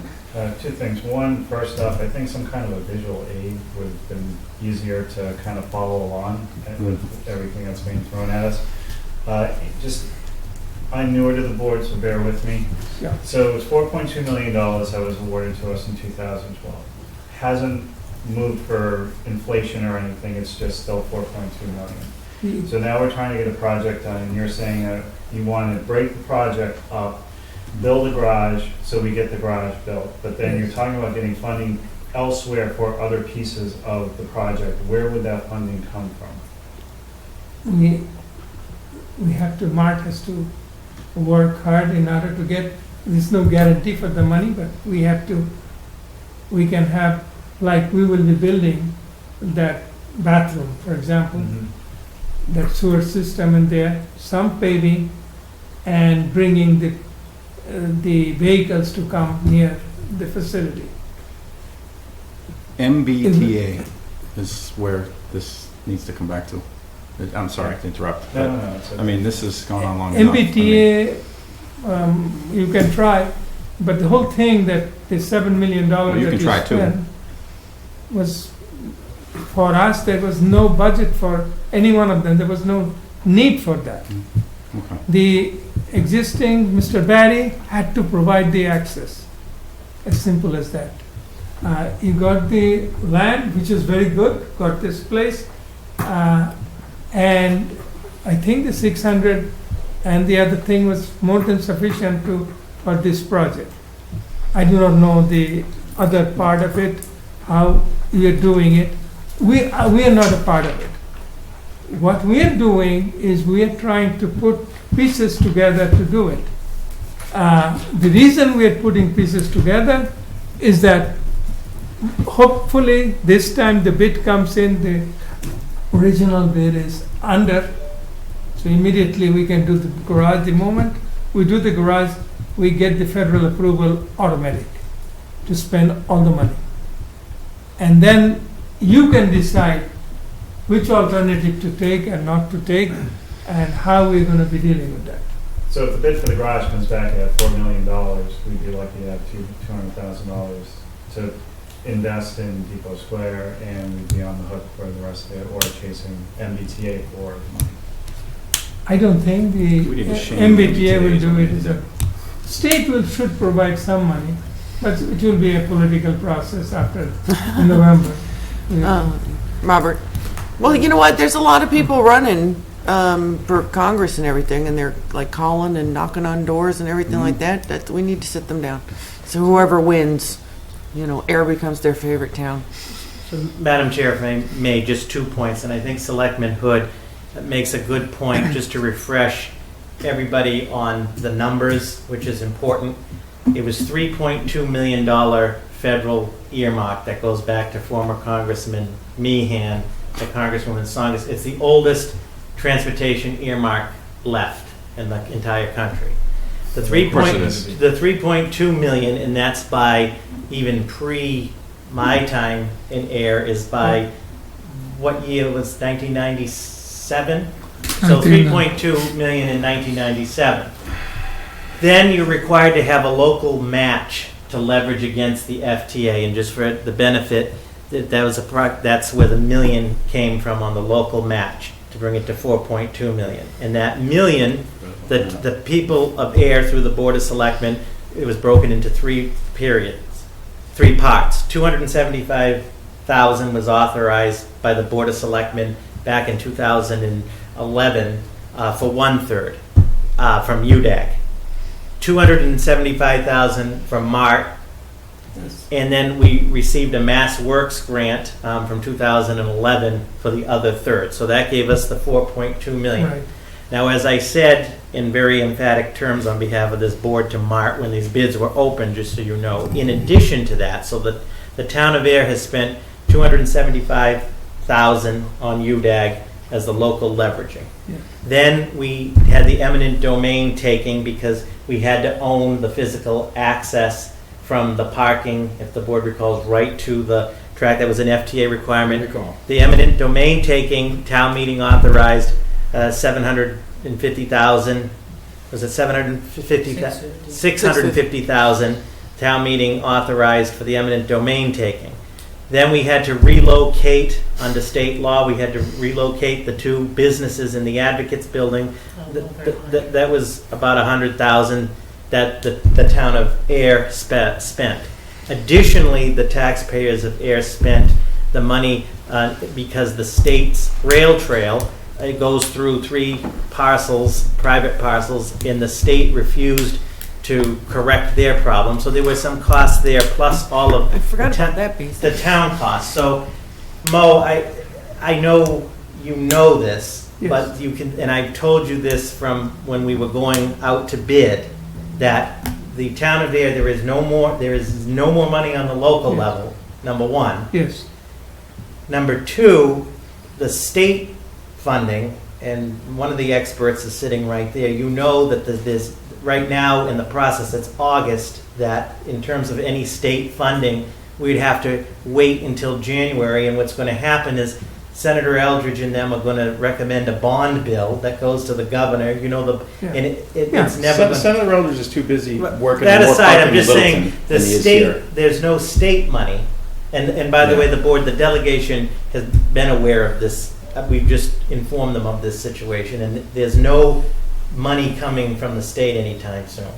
On the federal level, we have the FTA grant. As you know, there are no more transportation earmarks, and I'm not, I mean, you guys, you're the expert on federal transportation funding, but I'm not aware of any other federal sources, so there's no federal funds. The MBTA piece, to Selectman Hillman's point, which is a fair point, the MBTA, Mr. Boyle, who is the vice president of that group, is committed, and he has said to me, to doing some improvements to the platform and to the depot square. So we have to approach him on that, but some... But you know what that means, some paint and... Right, and we're looking at some other Yeah. things. So, again, and I appreciate it through the chair, and I know that you and I have had heated discussions about this. The concern is that the town of Ayer has gone above and beyond, and this is not a shot at Mark. I know you have a piece in it and have spent a lot of time on it, but the level of frustration on the funding end is huge in concern. And putting out to bid the second time, and I get that, as I said in my opening remarks, sometimes you do have to go out to bid a second time, but we want to make sure that we have a high level of confidence. We don't want to just put it out there again. And I'm hopeful that you're getting that point. Absolutely. We have no different opinion on this one. You and I agree with that. We are not looking any money from the town. We are going to be, first of all, we have to find the difference. Right now, the difference is 6.8 and 4.2. The current bid. I'm very familiar with that. Okay, so now what we have to do is to find out how can we reduce this gap.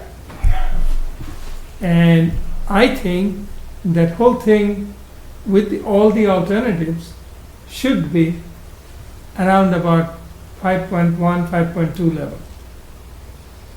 So we're talking about $1 million or $800,000 or $900,000 gap. That is the worst situation that... Through the chair, and I know you know this, Mo, the other thing is that if we're awarded the bid, if we don't have the funding, it's a federal... We cannot do that. Right, and what I'm saying is, we can't, if the bid comes back and we're still short, Yes. they're not going to give us this window of time to go find the money. No. That is where is a misunderstanding. We cannot go for the money. We have to award the bid within 30 days. And these alternative principles will allow us to do that. Say we have the garage come in $3.3 million, even though they're talking about 2.6.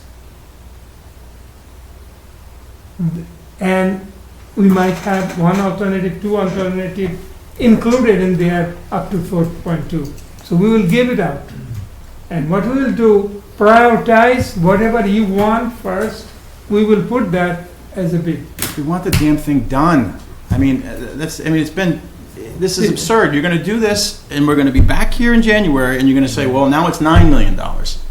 And you're going to stick it to us because you're going to do whatever you can do to get out of it. How can I stick it to you because if you don't have any money? Because we're not going to end up with anything over there. I guarantee we're going to get the bare minimum because Weston and Sampson went and took 18 months to draw a sketch and then soil samples, which then the project has now been drawn out again. Steel is getting more expensive since I sat down at this table. It's gone up. Yes. So that's not going to change. No. If you put it out to bid for the spring, forget it. Every contractor in the world's going to want the road jobs. They don't want this. So what is the alternative? You would maybe you advocate. need someone to look at it. I mean, I hesitate to. I'm not trying to, but maybe our engineers need to look at it and see what can be taken out of this thing, because I feel like if there's anything to be looked at, I don't trust Weston and Sampson. Mark? Well, one of my recommendations when I heard it was overbid was the first thing that I do when a project comes in overbid is sit down with the bidders and say, can you break down your bid and show us where the numbers are? And I don't believe that there's $3 million in the environmental section. And by the way, I did bring that up to Weston and Sampson, that they had way too much geotechnical information built into the project. They should have put that as, this information is available if you want to come and see it. They had, I forget how many pages. 2,500 about. Yeah. What do we pay them? They had way too much in there. It muddied up the job, but it's not $3 million worth of contingencies. But the first thing that you do is you sit down with one of the low bidders and say, can you give me a breakdown of where your money is? And then you can make decisions. Without having that information, just putting it out to bid doesn't guarantee that you're going to come in on the budget. There may be some things that stick out like a sore thumb, but it's a pretty lean project. There's not a lot of stuff we could do except maybe change some of the pavers over at the Depot Square. We took it out. But See, it's already started. You still need to pave a parking lot and put a second level on it. And it's not like there's gold-plated toilet seats anymore. So you really need to have an understanding of where those costs are. The other thing that we talked about, Robert and I talked about today, was, are there alternative ways to get this built, such as a public-private partnership, where you could put it out to bid and say, we'll take proposals for you to build us 200 spaces of parking, and you can own it and manage it and rent the parking spaces out for the next 20 years. So now these guys can say, well, gee, I'm going to have a revenue stream here. How can I build this and make some money? I don't know whether that's allowable under the FDA bidding laws, but that's the kind of creative thing you need when you're $3 million over budget. Is you really need to understand, how can I package what I have and make it attractive to people? So wouldn't it, and I 100% agree with what you just said, then wouldn't it make sense to put it back out to bid and stress the fact, I mean, this would be winter work? I mean, We are open for any discussions in here. Would that be your suggestion, Mark? Get it back out to bid? It could be winter work, I think. At this point, you're right. Put it out to bid right now, you're talking about opening bids in November. By the time they get all their stuff together, get their shop drawings in, get them approved, you're looking in the at summer. the earliest you could do would be when the frost is out of the ground. You don't want to be pouring concrete in the winter anyway. And you need to look at what your bidding schedule is. You never want to bid something between Thanksgiving and Christmas. There's just not enough time there for everybody to get their numbers together. With the type of contractors that are bidding this, they're pretty big shops. So they will have people in January that could bid. But again, I don't think I think the bidding climate has something to do with it, but I don't think it's the whole issue. So if you could help us, we can work out a bid schedule and what to bid on that, because it is a brand new project. We can deal with that. The consultant, they are obligated to do these things at no cost to us. If we fire them, we have to hire another one, and we have to pay for the engineering work. Through the chair, Mo, on Weston and Sampson, and there were some concerns in the beginning, and ultimately Mark went with Weston and Sampson. Correct me if I'm wrong, they had an estimator that did the estimation and had it coming in, and there were concerns from some folks on the town side that even that estimate was very conservative. My point is, because ultimately Mark is a public agency. I mean, but it is the concerns on these issues that the board has brought up with Weston and Sampson, the town has brought up. And you know there was other issues with Weston and Sampson, plans before the planning board that were incomplete. Yeah. You know that I asked Superintendent Wetzel, who had some professional contacts there. There's a lot. To what extent are they responsible in terms of some of these deficiencies? You know what I'm saying? In other words, I mean, Selectman Hillman, if he puts in an HVAC system incorrectly or so forth, he's accountable to that, or he'd be out of business, or some of the other folks. You know what I'm saying? I just... But what you're saying is very true, that any consulting company come up with a bid, Yeah. which has a $2.5 million over, Yeah. there's a serious problem with them. Absolutely. Okay? And we know that. I know that. but I'm- Are they paid? Is their job done? Have they been paid? We paid them, what about Not full. full payment? is And that- these estimators, and you know how this works, these guys are fantastic. I mean, they get this down. I mean, I've worked on some of these bigger projects, and they know your number before you give it to them. Yeah, I And, mean, and it's I never that's what I don't. experienced That's this. what I don't. That's one of, I mean, through the chair, Yeah. that's just one of my concerns is Mhm. that on face value, they had a professional estimator, and yet, They have done a poor job, there is no doubt about it. yeah. But the issue is for them to get rid of them. And if we want to get rid of them, we have to pay their balance and then hire somebody. Well, here's a suggestion. Why don't, I don't know if anybody's ever thought of this. Why don't you just go back and say, this is what you're going to do? Yeah. But we're not going to Boom. pay you. Boom, boom. That's Get her exactly- done. Because as it's been pointed out, they've been with us, what, 18 months? Yeah. We saw them once. They came and. Okay, gave a and I forgot about the whole wrong drawings at the planning board. That one was special. I think we were Yes, that was five-person board special. when they were here last. And to be quite honest, every time you guys brought in the drawings, there was a subtle difference from the ones from a year before. So I think it's time for you to be the leaders and sit them down, say, you know what, we're paying you to do a job. This is the job you're gonna do. This is what time you're gonna get it done. You've got until, I don't know, give them 48 hours. I don't care. And say, that's it. It's done. Get it out. The way it's supposed to be. Because what Why do you have to seems pay to be going on, what's coming across to me, I don't know about to anybody else, but coming across to me is that they've been holding the reins. They're not supposed to hold the reins. Your suggestion is very well taken. What I would suggest is that we implement exactly what you said. And I want Mark over here to take the lead on that group to tell them what to do.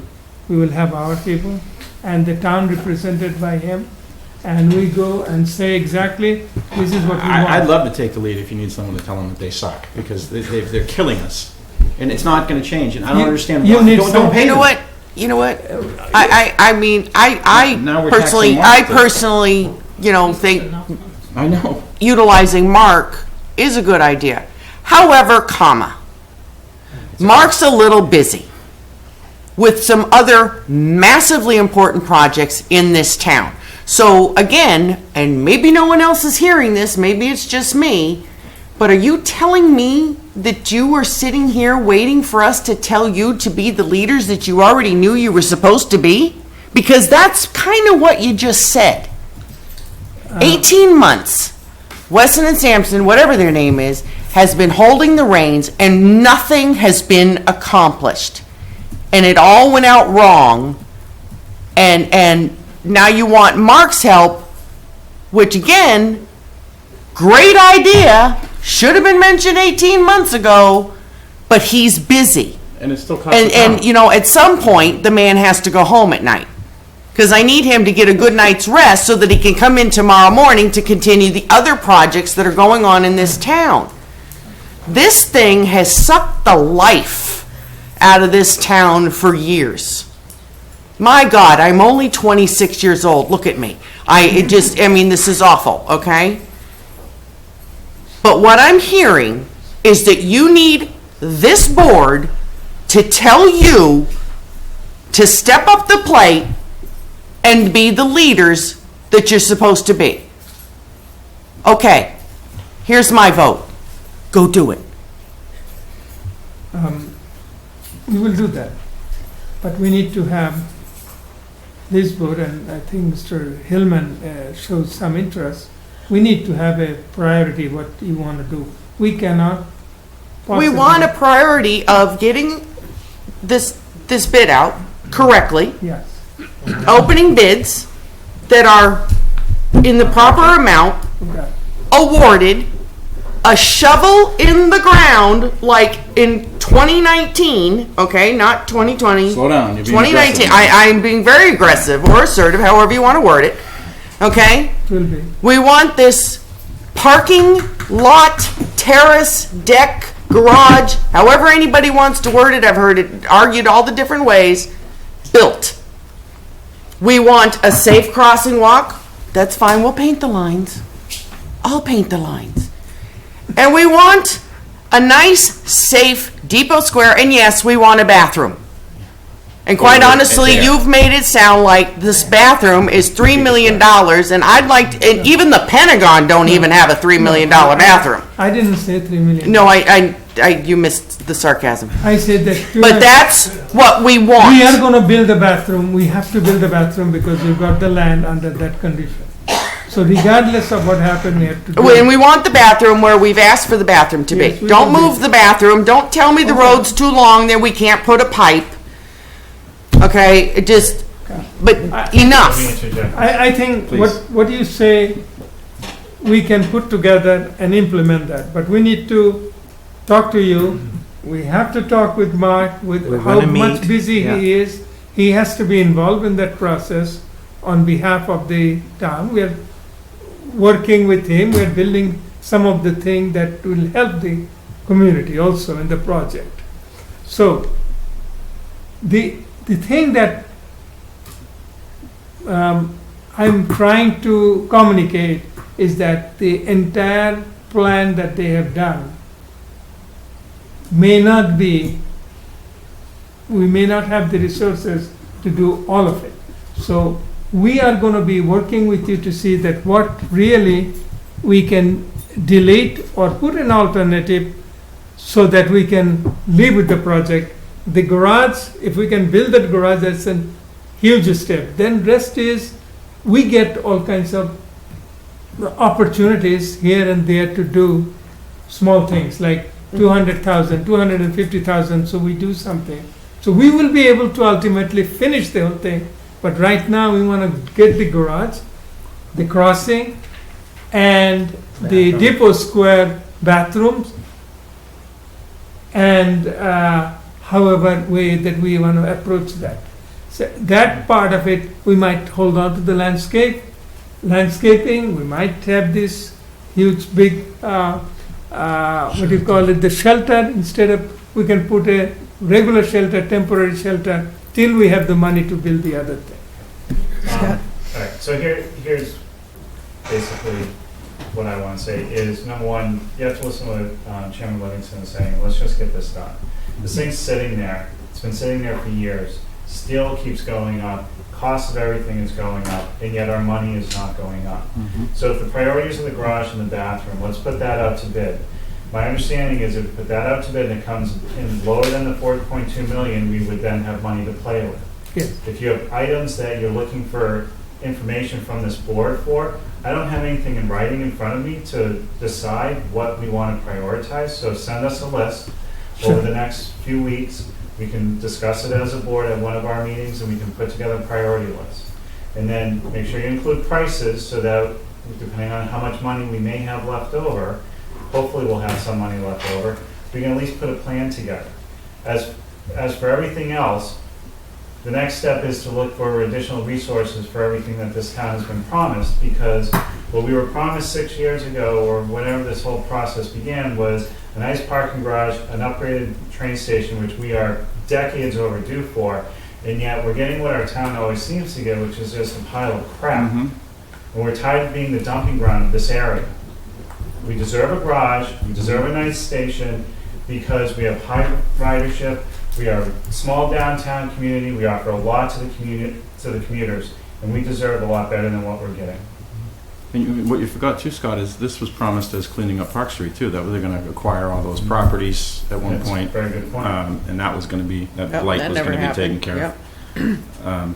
So, I think, you're not gonna get any wavering here, I think the from the board. chairperson was dictated the way that we want to proceed.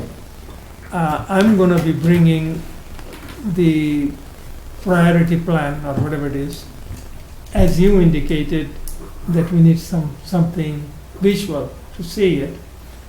We are going to be adding our estimate of the cost on there, and I'm going to get this consultant going. Now, I have a size 10. Would you like to borrow it? Please, Mr. Weston and Sampson Gibbons? can come to us too. Mr. Gibbons has a question. In order to use that money, do you have to get a project that's 4.2? So when you say segment the project, you have to spend the whole 4.2, or no, we can spend less. There's no problem. We cannot spend more. That's it. yeah. That is a federal requirement. So the reason we are segmenting it is that by adding 2 or 3 of them, when we reach to 4.2, we call it, this is the project we're going to be doing. Did you say the garage itself is only 2.6 of that? That is, again, Weston That's not a Sampson's hard number. estimate was there Yeah. for the garage building. Take that for what it's It's worth. not even 2.6, it's Maybe about that 2 was million. 1996. But you Yeah. would They do a came project out for with 2 million. 2.6 and use some of the 4.2 and then say, okay, we're going to use the rest later. That is what the chairman says, that bring it, show us what you want to do, so that the town agree with that, and we are going to go out on a bid. Will the federal government let you do that? Use 2.6 now and we'll save the rest for you when you're ready? The money will be there if we start spending, but then we have to go for another bid if we do not utilize the alternative now. For example, that when we allocate the bid, we have to give all the alternatives that we want included. Yeah. And then the rest of it, we have to rebid it again. But, excuse me, Mr. Chairman. Hang on, You get to use it. hang on. Yep, I got to use it. Carly, quick. So what I believe Mo's trying to say is if we do a base bid and then we have the add alternates, like we want to go out to bid one more time, though we don't want to do that. So if we say base bid is the garage, alternate 1 is Depot Square. So that way, and then you have to go in order for your adults. Number 2 would be the shade structure. So you just keep going until you get to that 4.2 million. I know that there's pressure on the federal side to get the money spent as it is the oldest earmark. So I think we'd want to spend what we have as quickly as we can. But I don't think that 4.2 million is going to, I personally don't believe it's going to be, the garage is going to come in at 4.2. Right, I think it'll be less. right. But we want to put it all out kind of together so we're not prolonging. Chris, did you have something quick? I just, 'Cause similar to what we need Carly to said, wind this but, up. I agree, because I'm getting a massive migraine. Could it be sectioned up where the levels, the first levels, I know it was talked about paving that parking lot, building above it. We get that lot, the subsurface fixed, Tom's wall fixed, so the parking lot doesn't end up in this building. And then section it off to where level 2 could be done later, get Depot Square done. I have a real concern with that because somehow they'll mess it up and they won't have the base correct to then be able to pull on the deck. So, you know what, we gotta wind this up. Okay, so We're gonna end we up- have a meeting in September, okay? We gotta double check what date it'll be because our September 4th, we have an election, we can't meet on September 4th. So if you would work with Robert and come back and see us in September with some definitive stuff. And we will meet in terms I mean, when I say definitive stuff, I mean 1, 2, 3, definitive stuff, visuals, for all of us. Something written, right? But clear cut, this is it, boom, boom, boom. We will do that. The only concept in here, just I want to make a clarification before I jump into the work and the garage, the two-story itself is producing about 200 parking. 170. So, and with the 4.2 million, we have to provide that to the federal government for a justification. So, and also that is the biggest cost. Rest of it is doable as we go. Okay. All right. Thank you, gentlemen. Thank you. I sent this email to you guys, I think. I typed it so fast because I was so annoyed. I might as well say it publicly, not that we have any press, but This I can do. why don't we wait till he's done? No, we're all set. Okay, thank you. So the MBTA is actively pursuing, and they have a meeting next week, which I may attend, acquiring a private parcel on Foster Street for additional parking, championed by our great leader, Senator Eldridge, for some time now. But now it has moved to the next step where they are meeting with the private landowners to obtain this property for well north of $2 million. So they can engage Littleton, mind you, who has a brand new facility, a brand new parking area, kiosks, covered structure. Let's storm Congress. Let's storm. No, I'm just saying that I don't know, like this, the MBTA seems to be untouchable unless, I guess I'll send another missile. I don't care, but I just don't know why no one wants to call them to the carpet again. We had to do it in 2000, was it 13, 14? When we finally got this rolling again? We got Boyle involved. I mean, I just don't know how they continue to do this, and then Benson and Eldridge come here and say, oh, we'll look into it, and 6 months have gone by, and we're still getting screwed. Because you know what's going to happen? Could you stop doing that? I'm sorry. Like talking? Yeah. No, let me But playing with my microphone, trying to stay awake. Sorry, but I mean, that's where we're at. I'm like, what am I saying? So in the interest,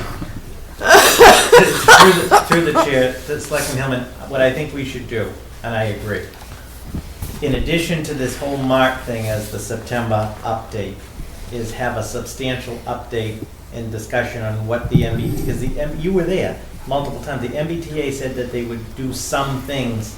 Well, what are those some things? What are they willing to do? Well, they keep saying it, but now Right, we're another that's- year removed, and we gotta get it. yeah, get them in here, because if they're in active negotiations over there with a private landowner to obtain more parking, why we have to pay $1 million just to get access to their horrible I think facility? another quick joke. idea, and then we're gonna move on to Mark, is perhaps an idea is that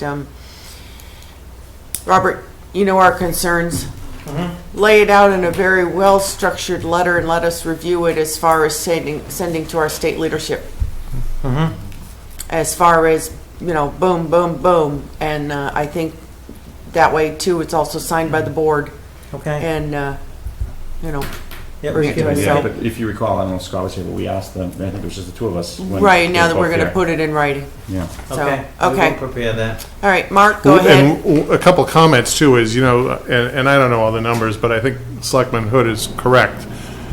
You guys need stuff in front of you. They say Yeah. 4.2. Well, 4.2 is the total. Well, at Right. some point, they You've said got 8 million, engineering and costs and that they come out of wanted to there, move a both- bathroom, making it sound like the right. bathroom was $3 million. And So, there was expenses to tearing down the Advocates building. Yep. Once you don't want to, if you have 4.2 million, you don't want to sign a contract for 4.2 million, because the first time they say, well, you forgot to put this in, now you don't have any money to do exactly. it.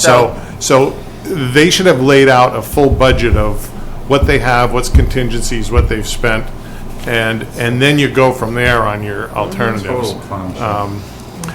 And I can send you copies of all my memos I sent to Weston and Sampson with all of my reviews. Oh, Mark, I believe you. Probably spent Mark, 100 I hours believe you. on this And I project. know you had. That's why I have faith in you, but I don't want them pulling you so far over. Oh, no, I can't But manage anyway, this you project. understood what I was They saying, were so. looking for a commitment. All right, so now we got a vote of intent to lay out I can't- Norwood Avenue. Yes. I'll be right back. Okay. And Norwood Avenue is Are just you- the, Are it's you just the okay? craziest street. It's just the craziest street in this Yes. town. So we have a request from North Shirley Realty Trust for to accept a section of Norwood Ave, which is in Elizabeth's Estates subdivision between Highwood Ave and Washington Street.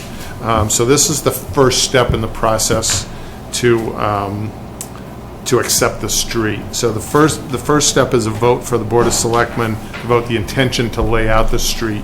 And then the planning board at their next meeting will then make a recommendation to the Board of Selectmen to proceed with the acceptance of the street. And then there's a process that we follow with notifying landowners. And then after that happens, the Board of Selectmen will vote to lay out the street. And then the town clerk has to record the vote, and then we're eligible to have the vote at fall town meeting. And we've been through this before, but we screwed up on the time and missed by like 3 days having enough time to do something, so we're starting early this year. Yep. So through the process, And one thing that I included in the packet was the letter from requesting street acceptance from David E. Ross Associates, and also a mini plan of the layout of the street. That what we'll do is provide a full set that I think has to be in the town clerk's office during a certain comment period. so let me just ask you the question: have you or anyone on DPW had any reservations with the road as it's laid out now? So what we did previously was I went out and did what I call a punch list, and I went through and I don't know if I have a copy of it. There were some deficiencies, and Dan's actually going through those right now and checking. And I explained to the developer that he has until town meeting to accept those, or I get up at town meeting and say, No. we're gonna pull the article. And it's like he hasn't put the streetlights up. There's some minor paving things, but for the most part, it's a pretty minor punch list. And the vote tonight just starts the process. Right. Planning board. Yeah. Okay. You got it? I'll make a motion to approve the vote of intention for the layout of Norwood Avenue. Norwood Avenue. Thank you. Okay, seconded. All those in favor? Aye. Chair says aye. Okay. Is there a letter for that, Mark? Oh, wait a minute. Yes, I have What? I my, was gonna make a comment on the Norwood Ave. There's a sign in front of Norwood Ave, it's up on Elizabeth Estates, it's gotta be long overdue. Can't that sign be taken down? Yeah. Who's responsible for taking the sign down? It's been there forever. I can Like the call, development sign? Like, Yeah. Yeah. yeah. I can Yeah. call Mr. Powell and have him take it right down. And the portion of the street that was constructed before the subdivision, is that all on the same drawings, or it's just the portions of the new subdivision in the back? We go all the way from Washington Street to? It goes up to, it doesn't go all the way to Washington. I think there's 2 houses. at What, the- Norwood Ave? Just past the occasional stop, and then Yeah. this way on. Oh. But that's one piece of Norwood Yeah. Ave. And Then it crosses the street and you go up a driveway, and that's a piece of Norwood Ave. And then there's landscaping, and you go over the landscaping, you go down driveway, that's Norwood Ave. Then I believe you Somehow take you run a into a Groton Harvard left, or a Groton and you're Shirley gonna Road, find too. Norwood Ave, okay? Yeah. And then that's gonna cross over to Williams. Now you've got this little dirt road that leads into Cambridge Street. That's actually Norwood Ave. Nobody's driven on that road in over 50 years. I know that because I used to live at number 50 Cambridge Street. And then it splits down and it goes across and Cambridge, and then it goes down into Central Ave. And I believe we have street signs that have numbers. I know, and you had actually had put it wrong at one point, and I had to call you and say, you've got to cut that one number because that's actually only 15. So, yeah. Anyway, okay. I love the dirt road, the dirt road that nobody's driven on for 50 years. The next item is the change orders on the DPW modular administration building. We have two change orders that, one is, so these are change orders number 2 and number 3. Number 1 was a deduct that we signed when we signed the contract. Number 2 is a change order for they forgot the floor hatch in the design, and so we added it, and I ended up splitting the cost with them. I was going to say, I remember seeing the hole. Yeah, no, the floor hatch is there, and I caught it before they built it. Right. But then they sent me a change order for the full amount, and I said, well, how are you going to get in there? Yeah. And so we split the difference on it. And then the other one was we had to do some additional network and TV wiring for $1,299. So I have the two change orders for signature by the chairman, and it should close out this project. I'll make a motion to approve change orders 2 and 3 with modular as presented. Robert, just a quick clerical question. Do I have to recuse myself from voting on this because I worked on the project? Okay, just want to make sure. Just James. Second. Okay. Well, you used the floor hatch, didn't you? I did use the floor hatch, but. All those in favor? Aye. Chair says aye. I don't know where I sign. Oh, I'm sorry. On the right. It's on the right, yeah. We can fill in all the blanks. Owner? Yeah. Oh, owner? Yeah. It's a nice building you own, by the way. Thank you. Came out nice. Oh, thank you. It did. It's very, we got a lot of compliments. AC's working good? Start storing stuff in it myself now, because I own it. All right, so Well, now that's the good. change And order then we have for J. D'Amico. Right, this is for the Pearl Street project, so we included in the Pearl Street water and sewer, but as we were excavating, we discovered some of the drainage was old aluminum corrugated pipe, which was rotting away. So I had him give me some quotes on some different sections, and in our storm drain upgrade budget, I can afford to do 2 of those, so I included those in. The other section actually wasn't as bad as we thought when we dug it up. It was, that's stuff that we can do, our crew can do the repairs on, but I figured while they're out there, I'll have them do these 2 parts of the street before we do the final paving. So this is a change order in the amount of $579.81.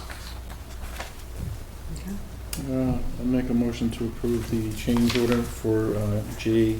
D'Amico Incorporated for the amount of $48,579.81 as outlined by the superintendent. All those in favor? Yeah. Aye. Chair says aye. On owner again? You are the owner. And then I was asked to give updates on some projects. I wanted to just add a few things to Alan, his discussion on the CDBG grant. One of the things that we're doing with that is we are leveraging some money from some of our other funds. We have about, I think, out of the $750,000, I think a little under $600,000 is available for the project. So when Dan and I did the cost estimates, we looked at how much we needed to do the whole thing, and we're going to be using some of our water and sewer rehab money for that and some of our Chapter 90 money. So so it's really making the best of both worlds. We have some grant money, but we'll also put in some town money. And then in addition, this will tie in with our East Main Street project, which I'm going to give an update on. And then I applied for Complete Streets grant to continue the sidewalk down School Street to Peroni Park. Next question. Unfortunately, we were not funded in this round, so I'll have to apply again in October. For a sidewalk to a park.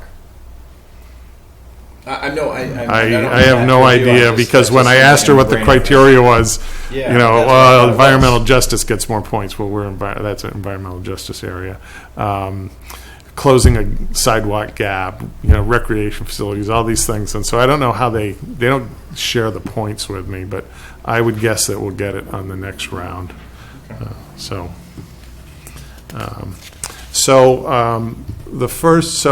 give you an update on each one of these projects. I'll try to be brief because I know it's going a little late and I spelled Scully Road wrong. I know, I want to fix that. I got an email today from a resident that was very excited. I guess you guys are out there today doing some digging. So we'll get to that. Okay. So water supply and conservation efforts. It's unfortunate I'm talking about water conservation when we just got about 4 inches of rain in the last 2 hours. Well number 8, as you know, we took offline due to the contamination from Devon's. So we reactivated another well that doesn't have the same yield or the same quality, but we're making do. We also, well number 6, there's 3 wells out there, well number 1, well number 6, well number 7. Well number 6 was starting to plug up, so we couldn't pump it as well as we wanted to, so we cleaned and redeveloped that. We had a few issues that we've taken care of, but now that's back online, and well number 7, they're going to start cleaning and redeveloping this week. So we were short a well for a period of time. But luckily, we invested some money in spec pond wells, and so they were taking on the bulk of the load. We also were stressed by some leaks we had in the system. We had not a major leak, but we had a leak on, I think it was July 7th, same day as the fireworks, over on Central Ave. Wright Road, we had a big leak that drained our tank about 20 feet. It was right at a culvert. I think what we think was it got hit by lightning. So there's a whole hole about this big blown on the top of the pipe. And it was right at a brook, so that's why, I don't know if you saw any of the pictures, a truck drove into the hole. Oh, I didn't see that. Right Road was. I should have put that up. And then Park Street, we recently had, it wasn't a big leak, but it was a big effort to fix it because we ended up having to shut off a lot of the town. It seems like these water main breaks always come, like you had Memorial Day weekend, you had Westford Road. We had one over New Year's up on Littleton Road. Yeah, exactly. And then, so we've also we have our water conservation program, and we've been diligently enforcing that. So the guys come in a little bit early and drive around and see if anybody's watering on the wrong days, or we usually can pick them up between 9 and 5 if they violate. So we've had 75 violations. First violation, we give them a written warning mailed to them.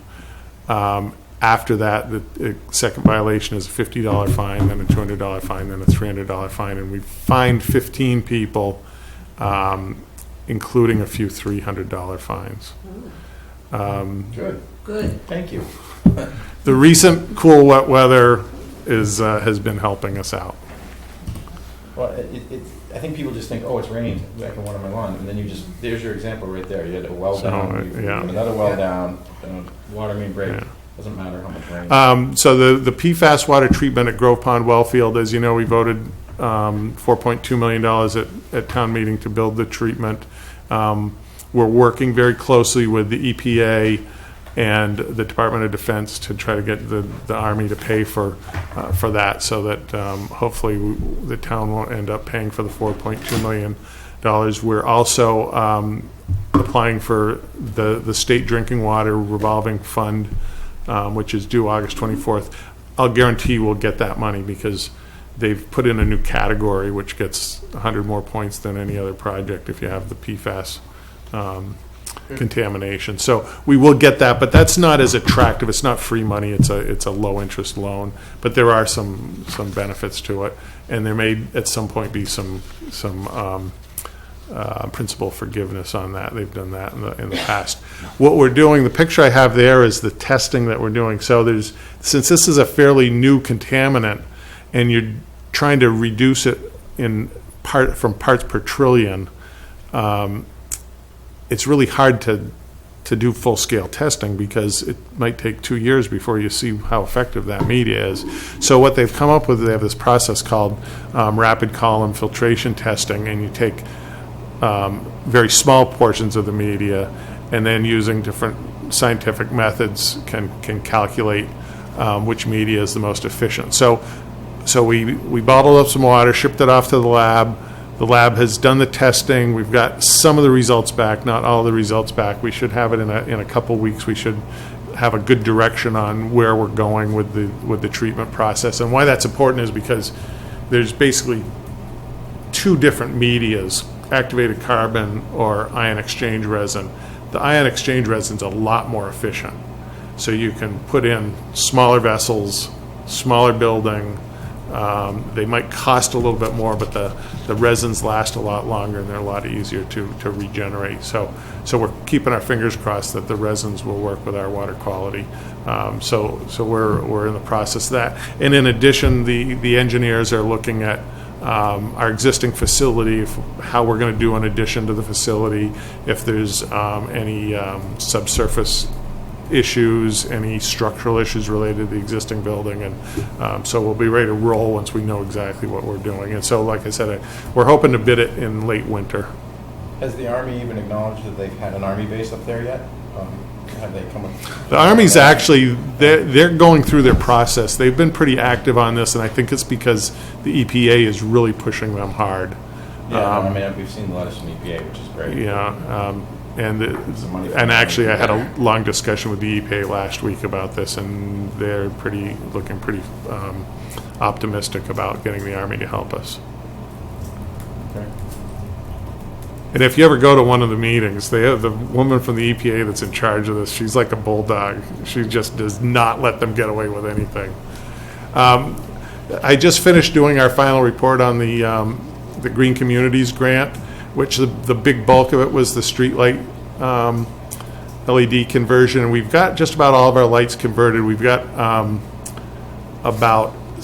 think there's 7 that we have power issues related to that National Grid has to help because they're too close to high voltage lines, so a normal crew can't do it. So some of those were changed though, right? Because I noticed some that were initially not. Some that initially weren't, we changed over, but there's still a few that Grid's going to have to go out with their special crew. And then we also have a few that the lights are up, but for some reason there's no power to them.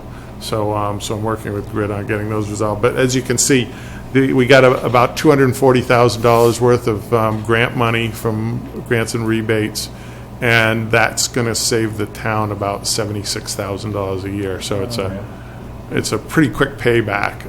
Everybody's noticed it, right? I mean, I can tell some of the ones you've turned up too. Like when you split, I think it's like summer Central Ave and Sandy Pond Road is a lot brighter, which is a great spot. We have different wattages of LED lights, and then in addition, and I've been waiting to sort of get everything worked out and also have a little breathing room. I'm going to set up some dimming schedules and start monitoring that. Project now, so and we won't save any money right now with dimming, but eventually they're going to have new rate schedules that are basically what our software does with these is it monitors how much electricity they use. Right now we pay Grid based on, I have a 17-watt light bulb, I pay them so much per light bulb. But eventually they're going to start saying, if you have these smart controls, we'll bill you based on your electricity use. So then I can turn these down at night and we'll save even more money. So it's pretty exciting. It's pretty interesting stuff. Remarkable, the difference. East Main Street final design. So this is a project. I submitted the project initiation form to MassDOT in July 2014, and this isn't taking quite as long as the MART project. But as I said to MassDOT, if we paved the road in 2014, we might be ready to repave it when we get this finally approved. So it did take, MassDOT took a year to review the 25% design, and 25% design doesn't sound like much, but it's actually a pretty detailed design. So the 75% doesn't have as much review effort because they've already looked at a lot of the issues. And then once it's 75% design, then you can go to final plans and specs. The issue is the project gets slotted by Montechusett Regional Planning, the Metropolitan Planning Organization, which is a part of that. Is Gary still a rep? No. No, we need a new rep. All right, I didn't know. So that's what I put up there, is that the Board of Selectmen, I don't know who's the new rep, if we have anyone, but it really becomes a lobbying effort at this point. I went and did a presentation on how important the project was to the town, how, well, obviously you guys drive down that and you see just the conditions are bad, but you see how many people are using it in wheelchairs, walking strollers, and it's really important to the community. So hopefully we can get that programmed in a little faster than 2021. Again, back to the delegation, this is no fault of theirs, but this is where we need to really get them involved too, because this is where this is where Jamie's usually pretty good. And now that we've got that 75% design in, we can go to 100% pretty quickly. And so what ends up happening is Lunenburg might have a $3.5 million project that isn't ready to go. And so they go, well, who's next? We want to be the one who's next and slide in there. Scott, you said earlier, it feels like Ayer is always just a little bit behind, and everybody say, I agree. West Main Street Bridge, design's complete, permitting's complete. I was talking with the tree warden today, and he was out there with National Grid. They're getting ready to move their poles. That's the good news. That might be the hardest part. Unfortunately, MassDOT Bridge Group reviewed the design, and they have some comments, and so we've been trying to schedule a meeting with them for about 6 weeks now, and I finally read our engineers the riot act and said we're having that meeting this week, so he's trying to get that set up. So as soon as we get the MassDOT approval, we'll put it out to bid. One of the things I talked with Robert about, a lot of times you go around, we've got Carlton Circle, you see a lot of bridges and things named after people, and I don't know if the selectmen want to consider at some point dedicating the bridge to some prominent resident who's served the town. So that's food for thought. Main Street TIP application. TIP stands for Transportation Improvement Project. This is similar to the East Main Street project. So we submitted a project need form and a project information form and some other documents to MassDOT. Those applications were approved. So the next step is it goes to this project review committee, which meets 3 times a year. They don't really have a schedule, but it'll be sometime this fall is when their next meeting is. And then we'll get placed somewhere on that TIP list. And then we'll have to start looking at the 25% design once we make sure we're on the TIP funding. One thing I'll back up.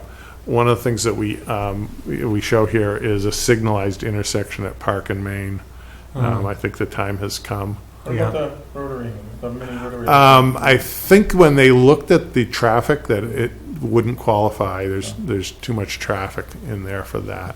And I think that also having the fire station there is also an issue with having a roundabout. I can see. But you can see, and this is just a concept where we have some pedestrian bump outs and things like that. And also, this is the parking plan that you've been working on too. That kind of comes into play. Yes, we had a meeting this afternoon to move along on the parking, so that's happening. Scully Road, I spelled it right up there. So what we've done is we removed the old guardrail and concrete posts. We cut back some of the brush. The retaining wall, we were going to remove it, and then when we got out there and started looking, we said, why don't we just move it back? And then that still protects the banking a little bit, and it's out of the travel lane. So it's good size, huh? You're right. it was about 2 feet deeper than I thought. Yeah. Wow. We ended up having to have 2 front end loaders, one at each end, lift it up. And, So that must have made a huge improvement. I mean, I know just even the other side of the road, the residents were happy, so it must be coming along. so now that that's done, we're going to overlay the road. Hopefully next week. What's happened is the rain has kind of screwed up some of the paving schedules, so I put the next 2 weeks. And then once that's done, we'll paint the center line, and the traffic island will be painted. And then any other improvements to the alignment, we'd prefer to wait until we do the water main project, which is scheduled in the next fiscal year. I can't remember if I asked this the last time we met. I think I did. So once you paint the little island, Yeah. right? Well, would that be considered like the safe zone so that you could have the crosswalk right there? I don't know if it's technically considered a safe zone because it's not really safe, but you could have it as part of it. Right, yeah. If you look at it Yeah. that way, yeah. So, but we will I'll talk to the chief about Yeah. 'Cause repainting I mean, that. If somebody's gonna cross the street, Yeah. that's where they're gonna cross. Right, it's a pretty big opening, so Yeah. it's easy to get. Madam Chair, just real quick, on Scully Road, additionally, Alan and Carly have completed the signage, so the new signage is being delivered tomorrow and will be installed. And Dr. Malone and I and D-Bus, we're going to move the bus stop, so the kids are getting picked up out. Is that like confirmed? Yeah, and it's going to be at where the Masonic Lodge is. So that was a request. Yeah, I think that was one of the So biggest requests, yeah. it's moving forward. I just wanted to give you a little update on our community dog park. I don't know if anybody's been down there yet. It's open for business. We've got some happy dogs there. I love that picture of the white dog sitting there on the bench. We still have a few things to do. The parking lot needs another final coat of pavement, and then put up.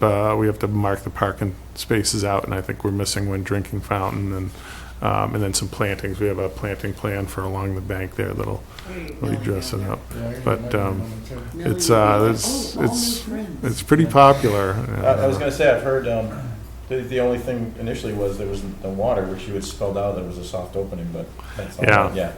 But, well, what happened was when the drinking fountains came in, they were both damaged. And so he reordered them, and he got one in and put that in on Saturday. And then, but one thing I wanted to just mention, I wanted to thank everybody who was involved in this, because I think it came out really nice. It was really, we got a grant for $191,000 from the Stanton Foundation. We used $20,000 of Community Preservation Act funding. The Crabtree Development and Duke Pointer donated the land. And their contractor paid for the site clearing, the grading, the drainage, and the parking lot. That ended up being about $80,000 worth of work that the contractor did. So that's a big thanks to Duke and his group. RAE Construction was our contractor, and they did a great job. Everything was top quality. So Ape Highburn is the contractor for Crabtree Development up at Pingree Hill, and they did the site work and grading and drainage. CDM Smith out of Manchester, New Hampshire was the project designer. And then the Public Works crew, everything I asked them to do, they did a great job on. We put in the water service. We called a lot of fill-in, helped with some of the loaming, and then Dan did a lot of the engineering layout during construction. So it was a good team effort. Will you plow the lot in the wintertime? Yes. Okay, good. Yeah. One of the things that we had a little meeting last Monday, we've organized this Friends of Ayer dog group. So I'm not going to go down there and rake up dog poop on every day. Our guys do go down and empty the trash barrels, make sure that there's poop bags and trash bags and things in, and we'll do some general maintenance on a regular basis, but it's really the users that have to kind of police the area, make sure people are following the rules. If there's a problem, let us know. And then they can rake things out. They can sweep the stone off of the walkways and really keep it up. And there's a good core group that's really been active in that. So sewer system evaluation. We just had a meeting last week about this, and so I thought it would be important to point this out because I don't really have all the numbers yet. But we've been doing over the last 2 years looking at our sewer system, and as Alan Minoyan mentioned, it was put in a lot of it was put in the 40s, and which doesn't sound that old, but it is compared to our water mains. Our water mains are 120 years old, but so. What we're trying to do is come up with a capital plan so that we can replace the high priority pipes, not wait till we pave a road, then have them fail. So what we looked at, and also this is mandated by the state to look at our inflow and infiltration in the system. So phase 1, we measured, and we have 60 to 85% of our average daily flow in 9 of the sub areas is infiltration. So we could cut our flows down at our plant significantly. And I'll give you an example. On Friday night it rained here. We normally run about 1.3, 1.4. We were at 4.2 million gallons a day at the plant. So there's a problem. Then phase 2 was, and you might have seen them around town, we did TV'd quite a bit of the sewer system and found 17% of the system was in poor condition. So now what we're doing is looking at where those are and how much it's going to cost to replace them. I'd showed you this slide before. These are the types of things that you pick up when you're doing the TV. Bly Street there, you've got some leaks coming in. Grove Street, we have a big root ball. So some of these are structural issues and some of them are other issues that may be roots or and sometimes the problem is you get rid of the roots but the root had a hole in the pipe that it was growing through, so now you've pulled the plug out. So now it starts to leak. And we have been doing some the nice thing with fixing sewers is you can reline them without having to dig the whole street up. In most cases, some places we do have to actually dig them up, but and this map's a little hard to see, but the red and purple are the pipes that are in poor condition, and you can see one of the things that was really surprising was Sandy Pond Road. That whole pipe is in poor condition. The one that was just paved 4 years ago? Well, before it was before me, but we won't have to dig that up. We would have to reline it, but it's going to be an expensive project because it gets a lot of flow. It gets all the flow from Vitasoy and the neighborhoods up there. It's 30 feet deep. It's pretty deep sewer. Wow. So, and then we've got little pieces here and there down Long Grove Pond. It's in pretty rough shape, and then a lot of them up on the hill. So here's the table showing. You can see in the different sub areas how much footage. And 5 is the worst. 4 is the next to the worst, and then. And that goes down from there. We don't have all of the sub areas done because we prioritized them based on when we did the flow monitoring. So these are the ones that showed that had the high inflow infiltration, and we had done some testing in some of the other, like sub area 4, which is up in the Westford Road area. We've already done some testing up there, but you can see we've got a fair amount of pipe that is going to need to get some kind of repair in the near future.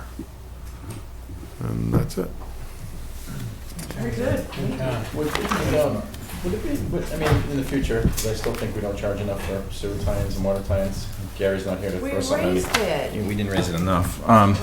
But to put like an enterprise fund or something, I mean, maybe I'm using the wrong terminology, but to fund this, take some of that money and instead of going to, build up something so we're not going to capital, because this obviously is.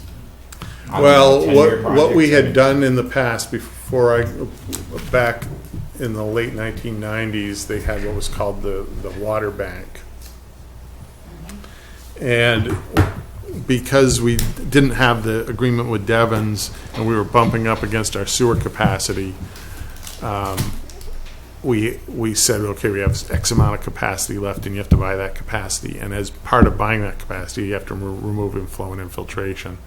So, and I think the ratio was 4-to-1. So for every gallon you were adding, you had to remove 4 gallons of inflow infiltration. Now that we have this information and we know where the II is, we can do that a couple ways. We can charge them a per gallon charge and put it into an II fund, or we can say, Global Montello, you're coming in, you're connecting to our sewer. Actually, they're not going to, but if they were, you're going to use 1,000 gallons a day, you've got to remove 4,000 gallons of infiltration or pay us X number of dollars. So, so that is something that definitely. And actually, we got Groton to pay $300,000 to do a lot of this work And the pay grade is beautiful. as a result of that. So. But I mean, we've been proactive. You've been proactive. We just follow along and agree. But that was never the case before. It was reactive. So I'm just thinking long term, staying proactive might be nice to have a little on the side as well. We're playing catch up on a lot of our infrastructure, No, I and then we agree. have these, unexpected $4.2 million treatment plants that we need to build. Couldn't agree more. We're just really getting going on the first phase of the wastewater plant upgrade, and so that's it's going smoothly because they're just getting going. But I think it was a pretty good design. It's funny you talk about the engineers for the MART versus the engineers that I worked with on the wastewater plant. It's like night and day. So, these guys gave me 90% plans to review. I had like 3 comments, and they were really sort of related to how Ayer manages stuff, not necessarily anything to do with their engineering. The engineering was top notch. Yeah. So, Well, I know you had reservations about the engineer for the MART project, so you're right. good. Anything else? Thank you, Mark. Thanks, All right, Mark. great. Thank Good Have a work. nice evening. Drive carefully. Lost my agenda. Robert. The keyboard. Oh, keyboards. Like the old days, What? 10 o'clock. Oh, I know.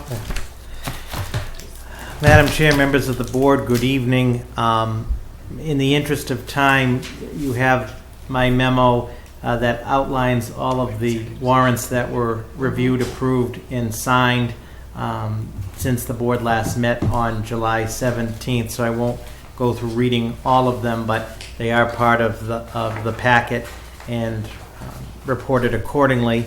I just wanted to highlight very quickly, I had a much longer list, just a couple of things on the administrative update. Our new treasurer tax collector started on July 30th, Barbara Tierney. She has hit the ground running. She's already addressing a plan for our tax title using the funding in the budget, is going to contract with a firm that she has worked with on the legal and administrative side of tax title, but she's really approaching that very aggressively, which is good. And she's working well with all departments and is really, hits the ground running, and so we're in good shape. But I'm very pleased with her plan, and at the appropriate time, we'll give an update to the board on the approach to the tax title, because that's revenue for the town. Also, as the board is aware, APAC hired their first executive director, Scott Kirtling, and Carly and I had a very positive meeting with him. He comes to the position with a lot of experience Is he here from this public. evening? He Was was here earlier, right? earlier, Yeah. the gentleman in the blue Yep. shirt. He's actually going to have an office up at the school, which is good, so APAC will have a home along with the studio, and I appreciate Dr. Malone's efforts on that. We had a very good meeting about some of the things that the board would like to see, the live feed, the screen having what the meeting is, and so forth. So Using the students, maybe Yep. programs. and I think he has a lot of ideas, so he just started. Also, the Board of Trustees at the library hired a Mr. Tim Silva to be the new library director starting September 1st. Tim comes from the Leominster Public Library. I met with him today, and we had a very good meeting. I think he's going to bring a lot of energy to the library, and we made a lot of progress on the compliancy issues. And I have to say that Samantha Benoit, the assistant director, who was the acting director, has done an excellent job as well on all of the compliance issues. So we're in good shape moving forward. We have started the ADA plan process. As I mentioned, the Americans with Disability Act needs to be updated, the plan for the town.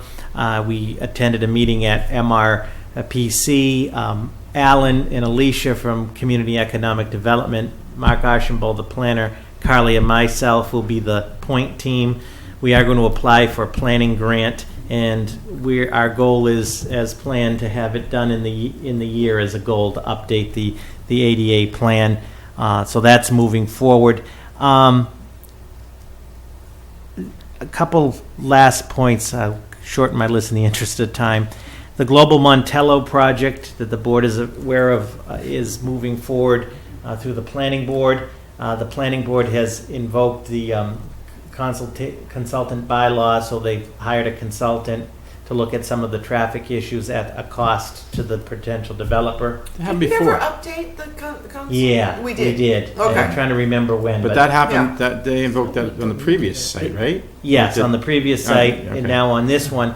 And I did attend the initial meeting, and one of the things that we're advocating for is we would really like the sidewalks for that project to go all the way from the project and connect to the Carlton Rotary. That's a great And the point. reason being is, number one, it's going to benefit them for pedestrian accessibility. But also, as you're all aware, currently right now, the road has been significantly undermined on both sides of the historic cemetery, and there's trucks parking there. So the feeling is, if we can get the sidewalks all the way down, would be a huge win. And frankly, my position, at least to the planning board, was we want to raise standards of the project. Like granite curbs, like. Yeah, and they're going to balk at it, but at the end of the cares? day, We- and sort of the theme that We you have mentioned. the leverage.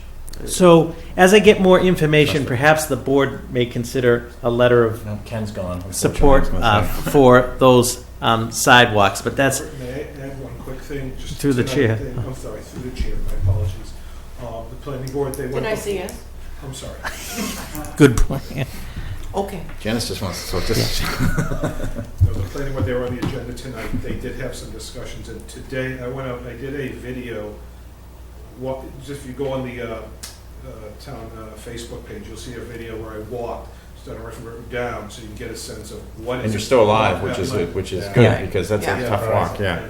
And it made quite an impact, because they showed today. Oh, good. And just so you know, Global Montel, they're already proposing, well, we might do a sidewalk maybe up to the cemetery, but it's gonna be stone dust. Oh, God. And just burn it, ditch. Can we? No, we have better quality standards Can we than draft that. a letter, because They I'm. do No. that, And it'll not be only ripped that, up this within 3 Global years. Montel, they've been around for a long, Oh, they want this project desperately, long time. desperately. They just moved it to a new Yeah. location They've been and had to paying- start over again. Mind So you, this is, they want it so bad, they've been paying the lease on the driver's land for years. well, I And now know, they've moved been, it, this so, is, so they're just gonna, you know. Do you want, I mean, a letter to the planning board? Because I get a little nervous sometimes, the chairman of the planning board, sometimes, you know, I don't want asphalt, stone dust. I want That would be helpful. I mean, we can top-notch draft- granite. But the general gist of the letter is that our expectation is full sidewalks on both sides from the project all the way connecting to the road. And not some loophole where, like Alan said, they put down stone dust and,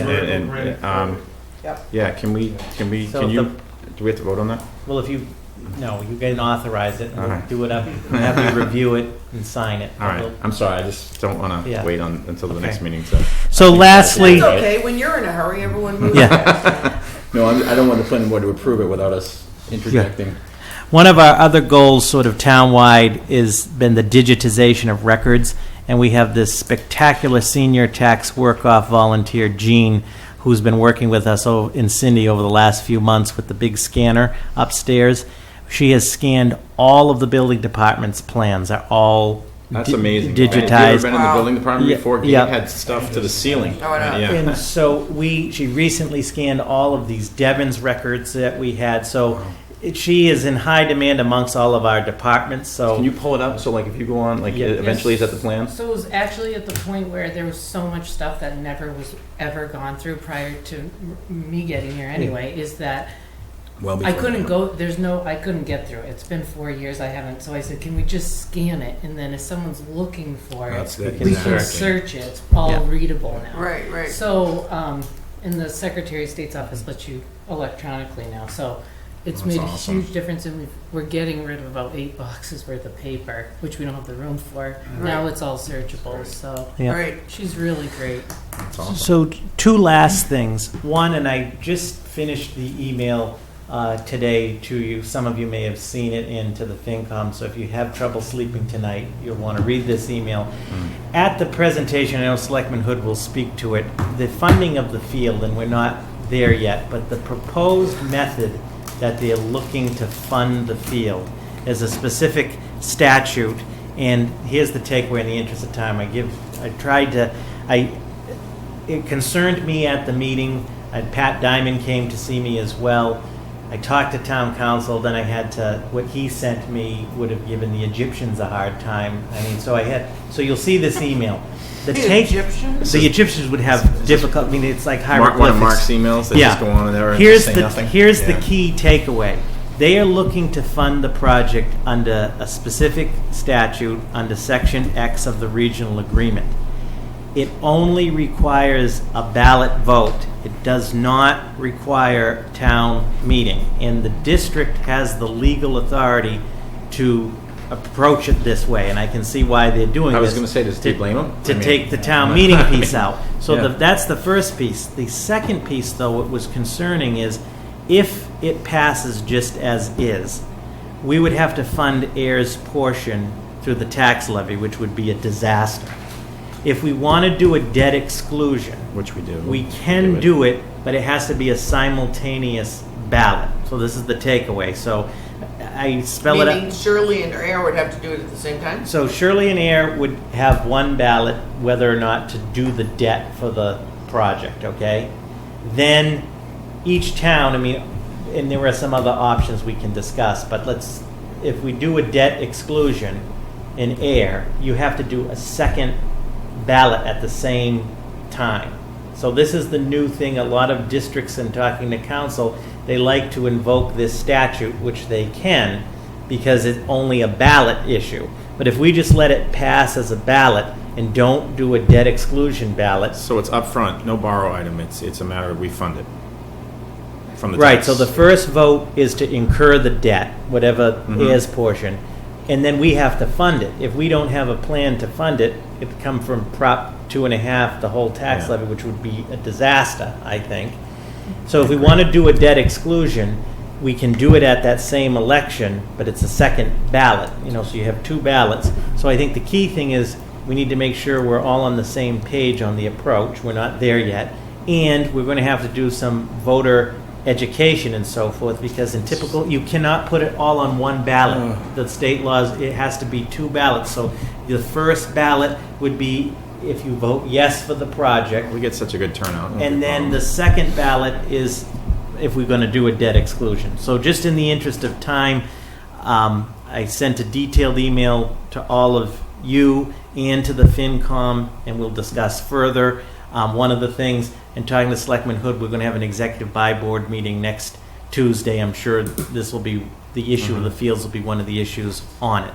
So, as the board knows, a lot of positive things happening for the town. So in the interest of time on the action items, I'm respectfully requesting that the board open the 2018 special fall town meeting warrant tonight.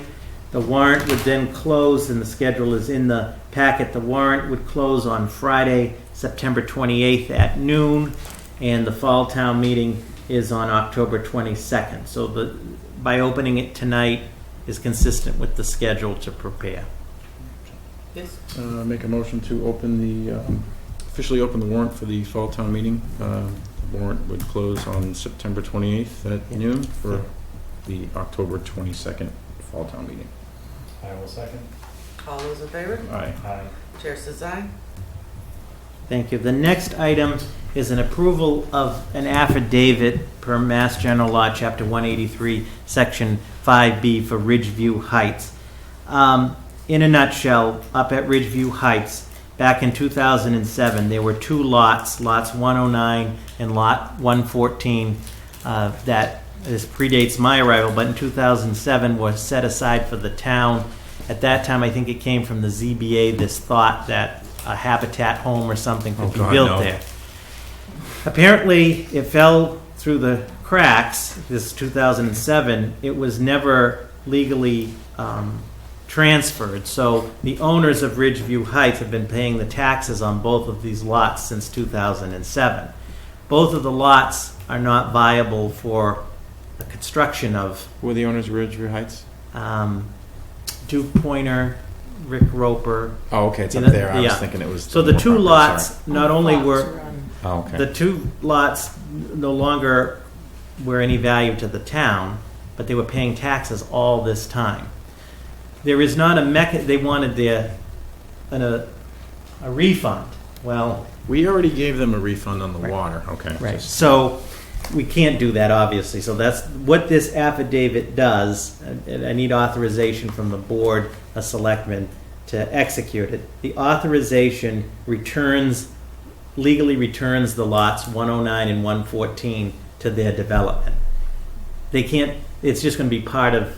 It's not It's not developable, but they've paid all of the taxes, which Got I it. confirmed with the tax collector. We can't give a refund. No, I So understand. with approval from the board, it would be to authorize the approval of this title affidavit, and this will clean this matter up. Go ahead. I make a motion to approve the title affidavit as outlined by the town manager for Ridgeview Heights. That was recommended by town council for the return of the property. I'm sorry, to Ridgeview Heights, as recommended by town council. I'll second if you're done. I'm not sure. I'm getting tired. I just have one question. Yeah, Paragraph 4, yeah. you start off paragraph 1, you're the town manager, and in paragraph 4, you're the town administrator? So the original, we just caught that today since the packet. So it happened a lot. It must.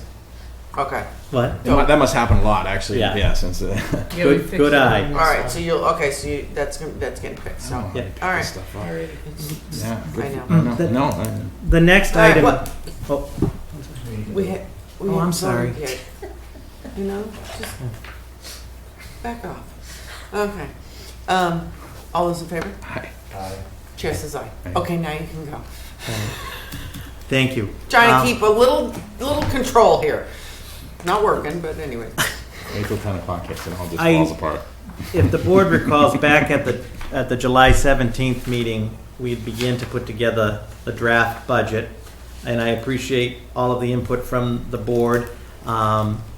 We made those changes, as you'll see, Selectman Livingston, when we get to February, we're not having a weekly water and sewer. No, but I still question it because you've got it for February 6th, Yeah, February 27th, yeah. and then we're going to have the public hearing on March 5th.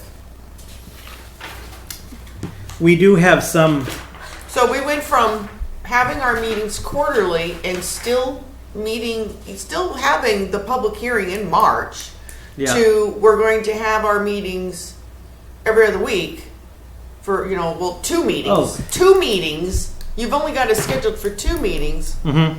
and then a public hearing. We're not going to be ready for a public hearing after only 2 meetings.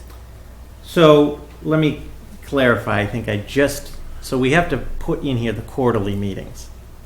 We meet quarterly. We meet And these are quarterly. just the meetings to prep for the public hearing. Do you think we need more than 2? Oh, so we're having our quarterly meetings Yes. anyways. Yep. Yep. And then you're saying, then we're going to have these. These for just the rates. Okay, well, yeah. now it makes sense. Okay, yeah. Okay. All right, now it makes sense. Yeah. It did not make sense before. Yeah. Question. Can we possibly move, and this, you guys don't have to say yes, I'm just saying I will not be here for I have to have surgery, so I won't be here for November. So I was wondering if we could possibly move the tax rate and the first capital to maybe the first week in December.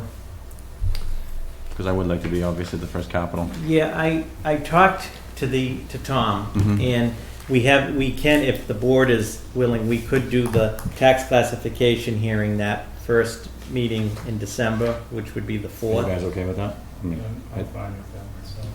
So, and we can move that first, we could move that first capital meeting to that first week in December. I mean, where you're the chair and I know you'll be out, that makes sense. We can move that. And I think Selectman Hood made a good point when I talked to him. This is going to be the schedule. The only changes that will govern this schedule will come from no, this is actually great, right honestly, here. because we never did this in the past. and this Or is- if there's some huge blizzard, because this will be the one year there'll be, Mhm. but our goal is, so we can move those two things. And the other thought? No, I'll be chomping at the bit to get out of the house by that. I might need a ride, but I'll be here in December. So if no one objects, I like the tax classification hearing, I know. So we would move that to December 4th, which is doable. And yeah. So is Tom going to be ready to have his first tax rate public information session in September? Yeah, that's still the plan. We're meeting on that on the 25th of September. Yep. Okay. And then- is he only going to do one, or is he going to maybe do two?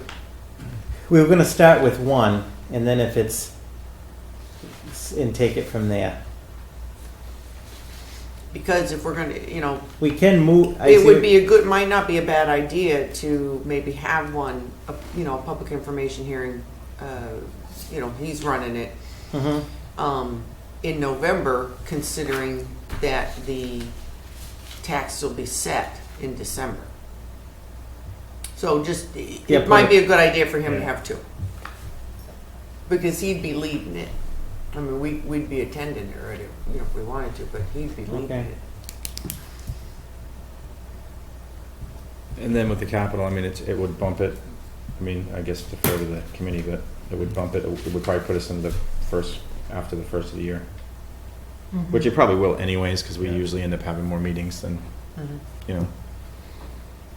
But I think that still puts us ahead of schedule from last year. It does, and the other two criteria, and I know we've discussed this. One, the 5-year capital plan is set. Of course, it's going to be updated. In this year particular, we have to really vet priority emergency things, as you Correct. said, that we. It's going to be a lean year for capital. Yeah. Okay. No, I think this is great. This is great. Yeah, I'll stress that Robert and I have talked that this is a work in progress. So we're going through a new step of laying it all out, which I think is very helpful. But as things come up, such as moving tax classifications, we can it's not 100% set in stone, other than like the deadlines for the budget submissions, and then making sure that there's enough time between the budget being final and town meeting itself, so that it can be reviewed by the public. Right. Yeah, I agree. I think this is fantastic, because in the past you'd be throwing out dates maybe 2 or 3 weeks prior, and same with capital. It's so hard during that time of year with the holidays. Absolutely, So yeah. Get So it nailed schedule down it. now. Yep, good work. All right. No, So- this looks good. So with bump those- it a week. Yeah, so we'll move the tax classification to the first Tuesday in December and move capital 1 week, so we're starting in December. The 5th instead of it being the second meeting. And then I would just be looking for the board's approval, because this will be the governing document, so when anybody asks, it says approved by the Board of Selectmen. You need a vote? Yeah, for the record. I make a motion Please. that the Board of Selectmen approve the budget and town meeting calendar for FY20 as presented in the packet and outlined by town manager. Second. Great, thank you, and thank you all for your. Do you want to vote? I'm sorry, my apologies. Do we have to say including amendments? But no, I guess it's still work. Yep. All those in favor? Aye. Chair says aye. Okay, now you can speak. Hurry up, it's almost 10 o'clock. The next Right, right. item, yeah, the MART, this is the, looking for approval of the MART Council on Aging contract. This is for senior No. van transport. Don't penalize the senior. I For know. signature by the chair. I want to say that Carly worked very hard on this in dealing with MART, and this is coming before all of the towns that use MART, so this is not, Seen this, those emails. this contract, the positive thing is it codifies all of the, so we're all on the same page with MART, so it's a positive. Lisa Gabri worked with Carly on some of it and so forth, so if there are any specific questions, it's been reviewed by council. It's pretty straightforward, but we need approval and signature by the chair. Sorry, I'm still on the calendar. Hang on one sec, I wanna- This is what I was looking at earlier. Wait a minute, where is it? You had your letter in here. You had, yeah, page 83, your September 19th, 2017 letter for adoption of March drug and alcohol program policy. Why does it have draft on it? It already went out. Went out last year. Oh, you know what it is? It's the watermark for the whole, this whole piece of the pack, for the whole contract, and it transposed over it. Yeah, so like this No, is it didn't. this is the original one right here from the packet, Yeah. and it's not on there. Oh, that's really it's- weird. I just put draft on this whole thing because it was a contract document, and I did that with all the Okay. appendices or whatever. And really, the only major change to us is we're going to insure the MART van on our insurance, but then we get up to $2,000 reimbursement to pay for that. It's just cleaner for them, and you know, What is the duration of the contract? So I'm still thumbing through it here. Is it just one? Is it just for the motion? Sorry. I think it's a 3-year, and then we re-up it every 3. Yeah. Yes. I make a motion to approve the MART transportation contract with the Council on Aging as outlined by the town manager and in the packet. Second. All those in favor? Aye. Chair says aye. Thank you.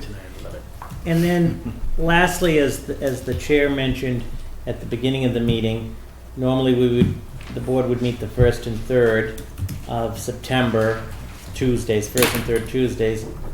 Tuesday, September 4th is the election. So per the Secretary of State, where this is a polling place, can't have the meeting. The 3rd Tuesday is the 18th. So the question is, when does the board want to meet for the other September meeting? Well, I guess my only concern is like tonight, we haven't met for a month, so we're well, that's what I was Gonna be just here going to till say. I mean, we're 10:30, scheduled 10:45. for September 18th. That's That we know. Yeah. Okay, now we can try to do it on another night. That always backfires because there's always other conflicts.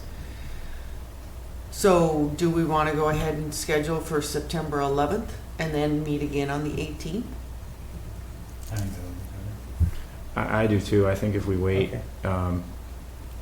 too long, we're going to end up with, Mhm. because Yeah. everything starts rolling as you know, with Yeah. everything, coming up at town meeting and I stuff. mean, in a very rare scenario, if there was absolutely nothing. Right. it would get canceled. Sure. So, all right, so September 11th, Tuesday, September 11th, and then Tuesday, September Yeah, I think 18th. that's the right call. And that'll be for September, yeah. Yeah. And then we'll just go back to the Yeah. 1st and So we don't meet again until the 11th? till the Correct. 11th. Okay, okay. Sorry, we're still in summer. All right, great. Thank you, Madam Chair, members of the board. That completes my report. Thank you. All right, Scott. So I attended the meeting last week, as everyone knows, and so the presentation packet is included in the agenda packet. But I want to kind of just give some walkthroughs, very high level, and for interest of time, I will try and do like a 50,000 foot view. And I actually have this printed. I can actually hand this out to others. So there's a lot of good information that was presented at the meeting. And I think I only have. That's okay. We'll was this a lot of the stuff we had? Like, was this like kind of piggyback on what the one we went Some to of in it was April? redundant, so they went Okay. through, the overall cost, the process they went through, et cetera.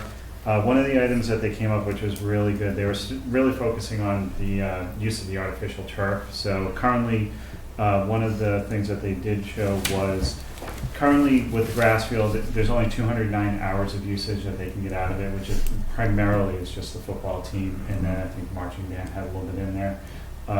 The configuration of the field is too narrow for soccer. It's not, it's too dangerous for soccer games, etc. Reconfiguring going to a synthetic field, it increases that to 659 hours, so 300% more usage, which a synthetic field can handle that a grass field can't.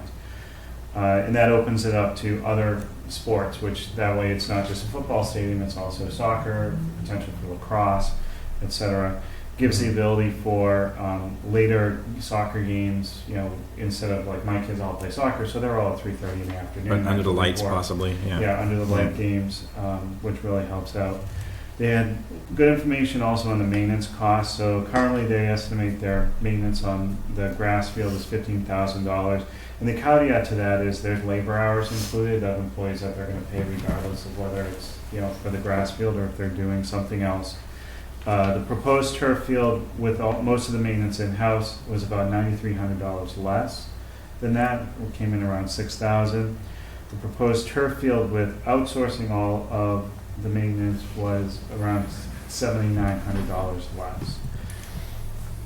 One of the things that they broke out, which was a question I think at the May presentation, was how much will it cost to move all the athletes around during construction? And the estimate around $93,000. So that's field rental, buses back and forth, and that will be absorbed in their operating budget. They looked at doing a tiered approach to the project, and really what it comes down to is if you do a tiered approach to the project, you can't really reconfigure the field size. So therefore, you can move the pits, but then the track is still there right next to the field, which still makes it too dangerous for other sports to use. If they do another grass field, you need a growing period, which would be 1 to 2 years. Plus, they need irrigation systems, etc. They went through the life cycle of all the parts of the project. The turf itself, the field, the pits, etc., and how much those costs renew. Fundraising, we had a discussion on that. As I said earlier today, they've been reaching out for that. Financing. So one of the things which was outside of what Robert mentioned before, was the idea of an optional, it's called a municipal lease, was presented, which is not listed as debt, and it's charged through the towns on the operating budget. So it would come through on our regular operating assessment as opposed to coming through as capital. And I didn't get a chance to really dig too deep into that. So that will have to, if they choose to go that way, we'll have to take a closer look into that. Timeline, they're still looking at special town meeting in the fall. Of this year? That's my understanding, yes. Remember they wanted to do it in the spring? They want to break ground in the spring. Yeah. No, but I remember they were trying to, Yeah. initially when they first came to us, I think before maybe you were even on the board, Scott, that they were pushing for last spring, so. So the last bullet points I have here are just kind of my observations from the meeting. So the Shirley Finance Committee seems to oppose the proposal. A lot of questions about the cost. A lot of questions about Laura White. They did request at one point to do these two projects together. They wanted to see a elementary school and the field proposal together, which So 15 years. the school committee did say was not viable. A lot of questions on the elementary schools, but I think they did a good job laying out all the capital projects that they have, which you can see in the packet that they presented. There was the Shirley FinCom comments about a regional elementary school in Shirley, despite nothing being proposed. And then just to stress that there's been questions about the dollar amount of the project and what the other options are, and this is the only option that they're putting forth to the public.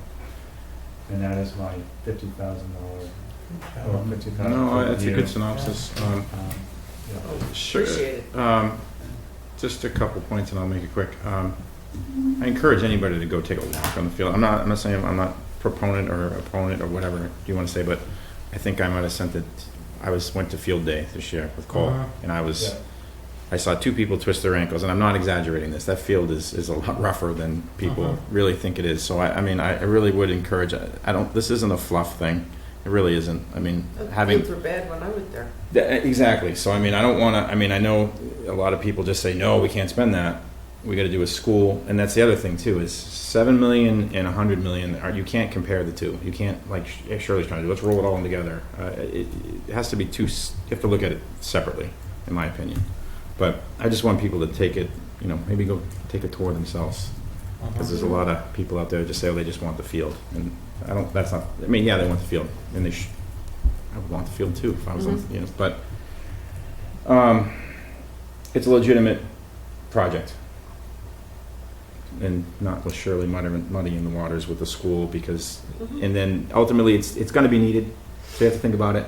We could be in the same Mart situation 5 years from now, and this field costs $14 million, and is absolutely 100% needed too. So I mean, it's just absolutely. That's It is needed. and I understand the tax stuff too, and it's Just a lot to swallow. I agree. That's the problem. I hate the mentality of no, because I look at it as a long-term approach. Eventually, you're going to need it, regardless. You can't have a functioning school system that's thriving without. That's right.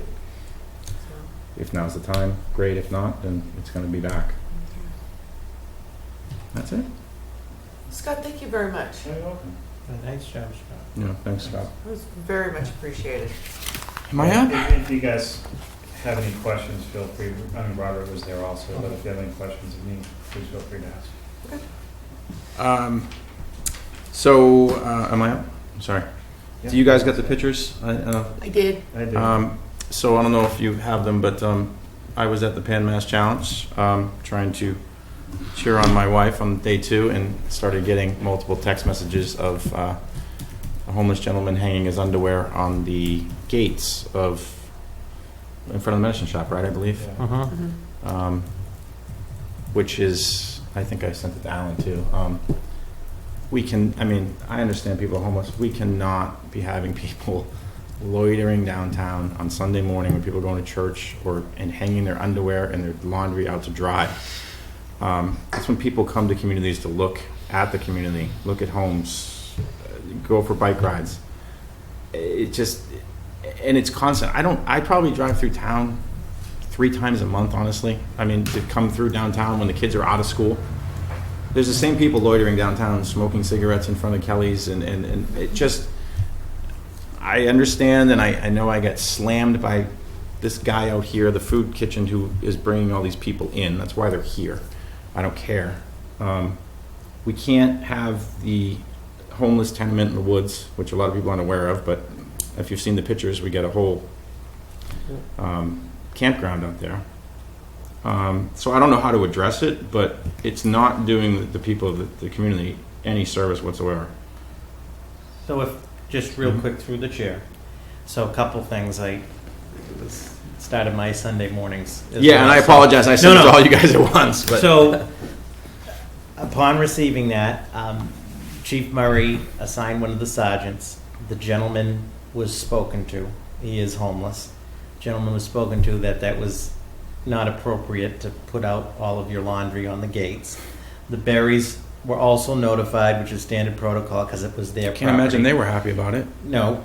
And Mr. Kelly, that same individual and others at the Kellys, who used to be the Kellys Hallmark, Mr. Kelly has been contacted by the police as well because people, hanging out in that sense. The other thing is the board should be aware that through the Board of Health, Bridget did shut down it was a homeless encampment on the other side of the pond. It was private property. The private property owner wanted them off. The police were involved with Bridget. There were concerns because it poses to both a health hazard and a conservation concern where these people were going to the bathroom. So that has been shut down and signage has been put up. So again, the message that I conveyed both to Chief Murray and to Alan, and Alan has talked to some of them as well, we hear you loud and clear about those concerns, and I mean, again, I defer to the chief as far as loitering, as what constitutes, loitering and so forth. And I know that the Board of Health, I know that anytime Bridget has dealt with these folks, and our father's house from Fitchburg has been involved with this, we try to provide, the resources. So your concerns are noted and taken serious. And again, the message is, because we do have benches and other things downtown, and it's public property. Sometimes it's private property, and as I learned, if private property, police also notify the private property as well. But yeah, that's fine, and I feel for anybody that's homeless, and we'll do anything to help. But unfortunately, because of our whatever this guy is back here. No, What? no. What? He's not inviting No, these he's- people in. A lot of these I know people he's feeding them. come to town for the soup kitchen. Not that it's a problem, but I'm saying it is a problem. But because the problem is that you don't have to actually put any sign in the window to say, homeless, please come here. They show up. Okay, but they're showing up for a reason. If you go to other communities, I can drive through any other community around here. I don't have homeless loitering downtown. I guarantee you. Every community has some homeless. Okay. Every community. As many as we do. We have encampments in the woods. It's a planet-wide problem. Okay, so. But what I'm saying is, You know- I don't believe other communities have encampments in the woods and people hanging their laundry out in the center of town on a Sunday. I That don't was care wrong. I if they're agree. That was homeless or not. Or I drive awful. down, if I could drive through town anytime, which I don't, but every time I do, where you got chain smoking in front of the stores, that's just great for business. Call me insensitive, whatever, But why don't those stores say something? Because if those people are loitering and I'll tell you why, because disrupting their I'll give you- business, they I will should give you an be exact saying reason why. something. Because most people get all nervous about the PC We are approach not to a home- PC country Well, anymore. no, people with the homeless Are and stuff you like that. kidding me? All right, I'm not going to argue with you about this because I'm getting annoyed now. But it's a problem, and I brought it up 3 years ago when Lucia's did complain, and the chief said, "Well, we're warm and inviting. That's why they're here." So you can't tell me that an officer didn't drive by when the tighty whities were hanging up on the gate on Sunday morning, and just until it took an email from me to you. Absolutely. And then that shouldn't have to happen. I shouldn't have a business owner from downtown texting me on Absolutely. 8 o'clock on a Sunday morning. I mean, and he was right. Don't get me wrong. He was absolutely 100%. That's why I contacted you guys and Alan and the chief. But that's where it's got to be nipped in the bud. And it has been made clear to Alan on the community development side, and it's been made clear to Chief Murray what these concerns are. That individual has been talked to about it exactly, and the takeaway is to be extra cognizant of that behavior. I know that one encampment has been completely removed by the Board of Health and the police department, and others, if there are others, again, let us know, because there is a public health concern with homeless, and we want to try to, it's our intent to get these people the proper thing. But your point, I understand, in the picture spoke 1,000 words from the perception. Okay. Madam Chair, can I just say that quickly? You're right. It's almost like we need to get out there. There needs to be a code of public conduct for everyone, no matter how much money it puts. There's a basic code of public conduct that everyone needs to include in these. But I'll just say also, this issue we're talking about, people, it's only going to become more and more acute. We see what's happening in housing prices, rental prices, and it's happening everywhere. People are being displaced. You're going to see more and more people being displaced from their homes, and this is only going to get worse. As we love hearing that folks are moving here from Metro Boston, and our housing and everything's going well. And this is happening everywhere, by the way, all the cities and towns around. And so people are being displaced. Yep. And this is the nature of what's happening, especially in urban areas, where all of a sudden affluent people have discovered, oh, it's really cool living downtown now. And this is causing everything to escalate, and people are being displaced. So it's a large issue. It's a, like I said, And it's this a worldwide problem. this isn't my Worldwide problem. Rudy Giuliani. Let's round them all up and bring them to Oh, no. Shirley approach. I'm just saying that Right. they're homeless, and I'm just like you said, Alan. That's a very good point. Code of conduct. They can be homeless, but they can understand that loitering in front of a store where you go in to get your coffee or I'm not saying they're doing anything wrong, but I mean when it's We did that. You know, the sad part is that some of those people loitering, they're not homeless. You're Okay. probably right, and So- I wasn't going to bring it up until the whole the laundry on Main Street. Just Yeah, I got the but, picture yeah. and I was like, oh my God. exactly. But no, it does need to be addressed, absolutely. So I'm going to bring this up until something's done, and I know it's only so much we can do. This clown at the Emmanuel Lutheran Church, who has maybe robbed about $500,000 of tax revenue with both properties in the last 25 years. I know there was an inspection that he claimed and that he had services. I pointed out publicly the mat that was leaned against the door that wouldn't allow the door to open for 5 months, so no one had opened the building door for 5 months. Suddenly the lights are back on. What is the status with that? I know that I talked to Tom. Tom doesn't want to pursue it with the state.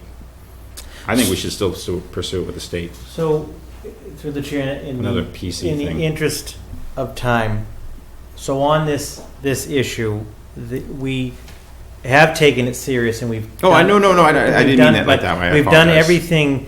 Well, I'm going to not the low hanging fruit, but we sent a letter that town council drafted asking him to prove that it was a religious establishment. Of course, whether you agree with it or not, he sent back a response and so forth. And I understand the points you've made that there haven't been observable services. I know you've showed up Many times to go. Yeah. So we did that first. Then the Nothing. second thing was the building commissioner and the fire chief have the right to do an annual public safety Which they inspection. did, right? And they did a public safety inspection, and there were some things that had to be done, which were done within, per the building commissioner, were done in that time frame.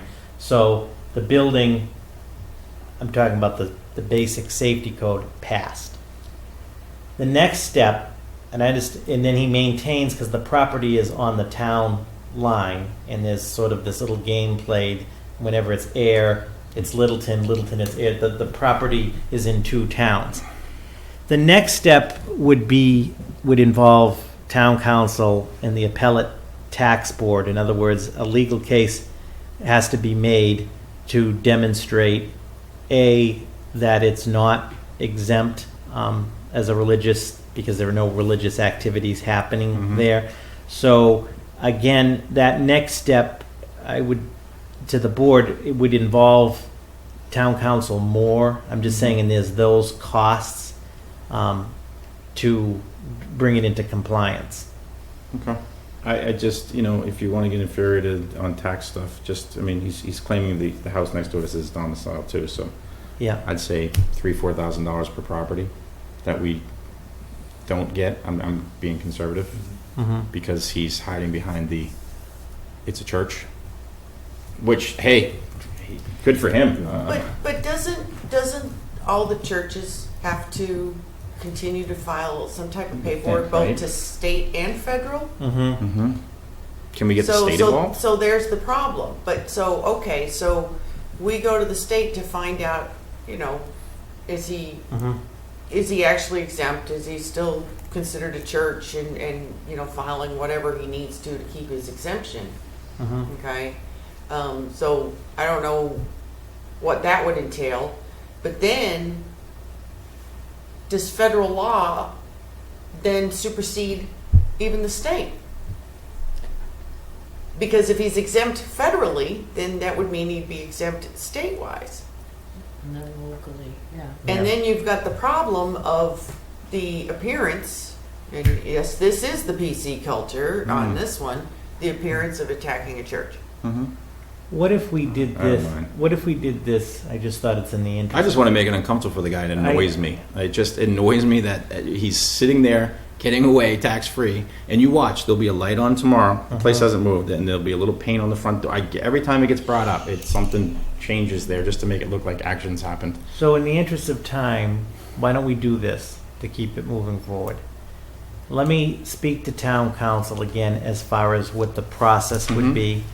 We've done this before, have town council give an estimate as to the cost. What about contacting the state? There must be Yeah, overall I mean, I'll have to talk to state council inspector or something on like that, yeah. okay? And then I'll ask Tom, to the best he can, to calculate, when you say what would the approximate taxes be and so forth. So at least the board would have, we have all of the information. I understand where you're coming from. I just don't want to go down some I huge agree. rabbit hole that incurs a lot of costs I and understand, other problems. But I just want to look into it. I just don't want it to Okay. be, oh, well, I don't want to go to, what are you going to say to the state because it's a church? I don't care. I mean, it's the guy's getting away with not paying taxes. Okay. I mean, if he was paying it on the house, fine. I could probably just live with the Emmanuel Baptist Church sign out there, but he's getting away with it on the whole parcel, not just the church building. So maybe we can look at the house. Yep. At least get something out of it. So I'm going to put this right here, Madam Chair. We will have an update in info for the September 11th on all of the details, Selectman Hillman, including. All right. Sorry, it's just torquing me. understand. No, I'm getting tired. Sorry, Alan, to keep you here so late. But I just wanted to know what you had that great presentation about the form-based code. Like, where do we go moving forward to kind of keep this ball? Thank you. Through you, Madam Chair. Yeah, now that we've got through a bunch of projects we're dealing on, this is full blast now, and we're actually, because we're doing this for the West Main Street corridor as well. And since I'm feeling exceedingly confident these days, I'm going to do something unprecedented. We're going to do a double header, form-based code. We're going to simultaneously do both Park Street and West Main Street and write these codes up. I actually just issued today, Wednesday, September the 12th. We're having a big kickoff night, Great Hall, for both of these codes. We're actually doing a Pecha Kucha night. Google Pecha Kucha. Actually, you guys should. Actually, Chris Hillman would be an excellent Pecha Kucha. I'm sure. You got that right. Warm and fuzzy, yep, I'm sure. That's ready to go. Folks, the whole thing with the form-based code is it's prescriptive, as opposed to conventional zoning, which is proscriptive. When you do prescriptive zoning, for it to have legitimacy, not to be legally challenged down the road, you have to be able to evidence that it was an open public process, that the public engaged directly and wrote this code because it's prescriptive. You're saying up front what this place is going to look like. And if I just sat in my office and did that, someone could literally look at me and say, who are you to decide what this prescriptively this whole thing is going to be? No, and that makes total sense. So I have to engage the public, and so we're starting that process. All right, and that wasn't questioning the process. It's Oh, no, more no, just I want to keep it because I mean I know there's some really cool things that are happening on West Main Street or in the works and plans and so I just. And I agree with you because what's happening on Park Street now, the horse is running ahead, as you can see. Yeah, it's just like that one domino to fall and then. Other things that we need to get, because we keep letting them know, folks, there's going to be a sidewalk on Park Street. You have to understand what the public right-of-way is, and I know now I need to work with Public Works, Mark Wetzel, and also the property owners, because we have to let the property owners know on Park Street. The portion of land you've been using for probably 40, 60 years for your front parking lot, so it's not your property, and we have to lay a sidewalk. And so this is we just have to make sure they understand this. Form-based codes are based on numeric parameters, unlike zoning. You've got to know where your whole public right-of-way is, lot lines, it's all numerical coding, physical form. So we have to have all those physical lines straight and go forward. I'm ready to write both of these codes. I could write both of these codes in a month alone sitting in my office. Okay. Can I ask a quick question, Yep. Madam Chair? What is the time frame as far as it's got to go to town meeting to a zoning bylaw? Correct. So what is your time frame? I mean, I know Alan and, Mark and Charlie have some plans to tweak some of the zoning. Like, what do you foresee as a realistic? Springtown meeting. Of 2019. I mean, it's ambitious. Okay. I like I'm just it. making sure. I'm just, Yes. I'm trying to pin everybody down to a date just Yeah. to see what happens. Yeah, I'm these going codes wild should be tonight. ready. And again, when done properly, that the people in tax were the ones involved in this, it should go to town meeting, and because it's their code, that's why the whole thing has to. Yeah, no, absolutely, but, Yeah, spring town meeting. but you So put we're that gonna out there, write the, and start get writing the developers that code start this to fall, be interested. Yep. Yeah. Get it through with the planning board and have it all ready for consideration, spring town meeting. All right, awesome. All right, Sorry sounds good. Sorry to keep you so late. Excellent. Thank you very much. Thanks, Alan. All right, anything else? No. Make a minute. Okay, so I Make a. looked over the meeting minutes from Tuesday, July 17th. I didn't see any problem. Thank God. I do? make a motion to approve the minutes of July 17th, 2018. Seconded? All those in favor? All right. Chair says aye. All right, so on that note, could you please? I make a motion to enter into executive session pursuant to Mass General Law, Chapter 30A, Section 21A, Exemption 3, Litigation Strategy, United States of America versus Boston, Maine Corporation versus Town of Ayer, and review and approval of executive session minutes. Discussion in open session would be detrimental to the town. Seconded? And then to adjourn from executive session. Still seconded. All those in favor? You have to do a roll call. Scott? Aye. Chris? Aye. And the chair says aye. Good night, everyone.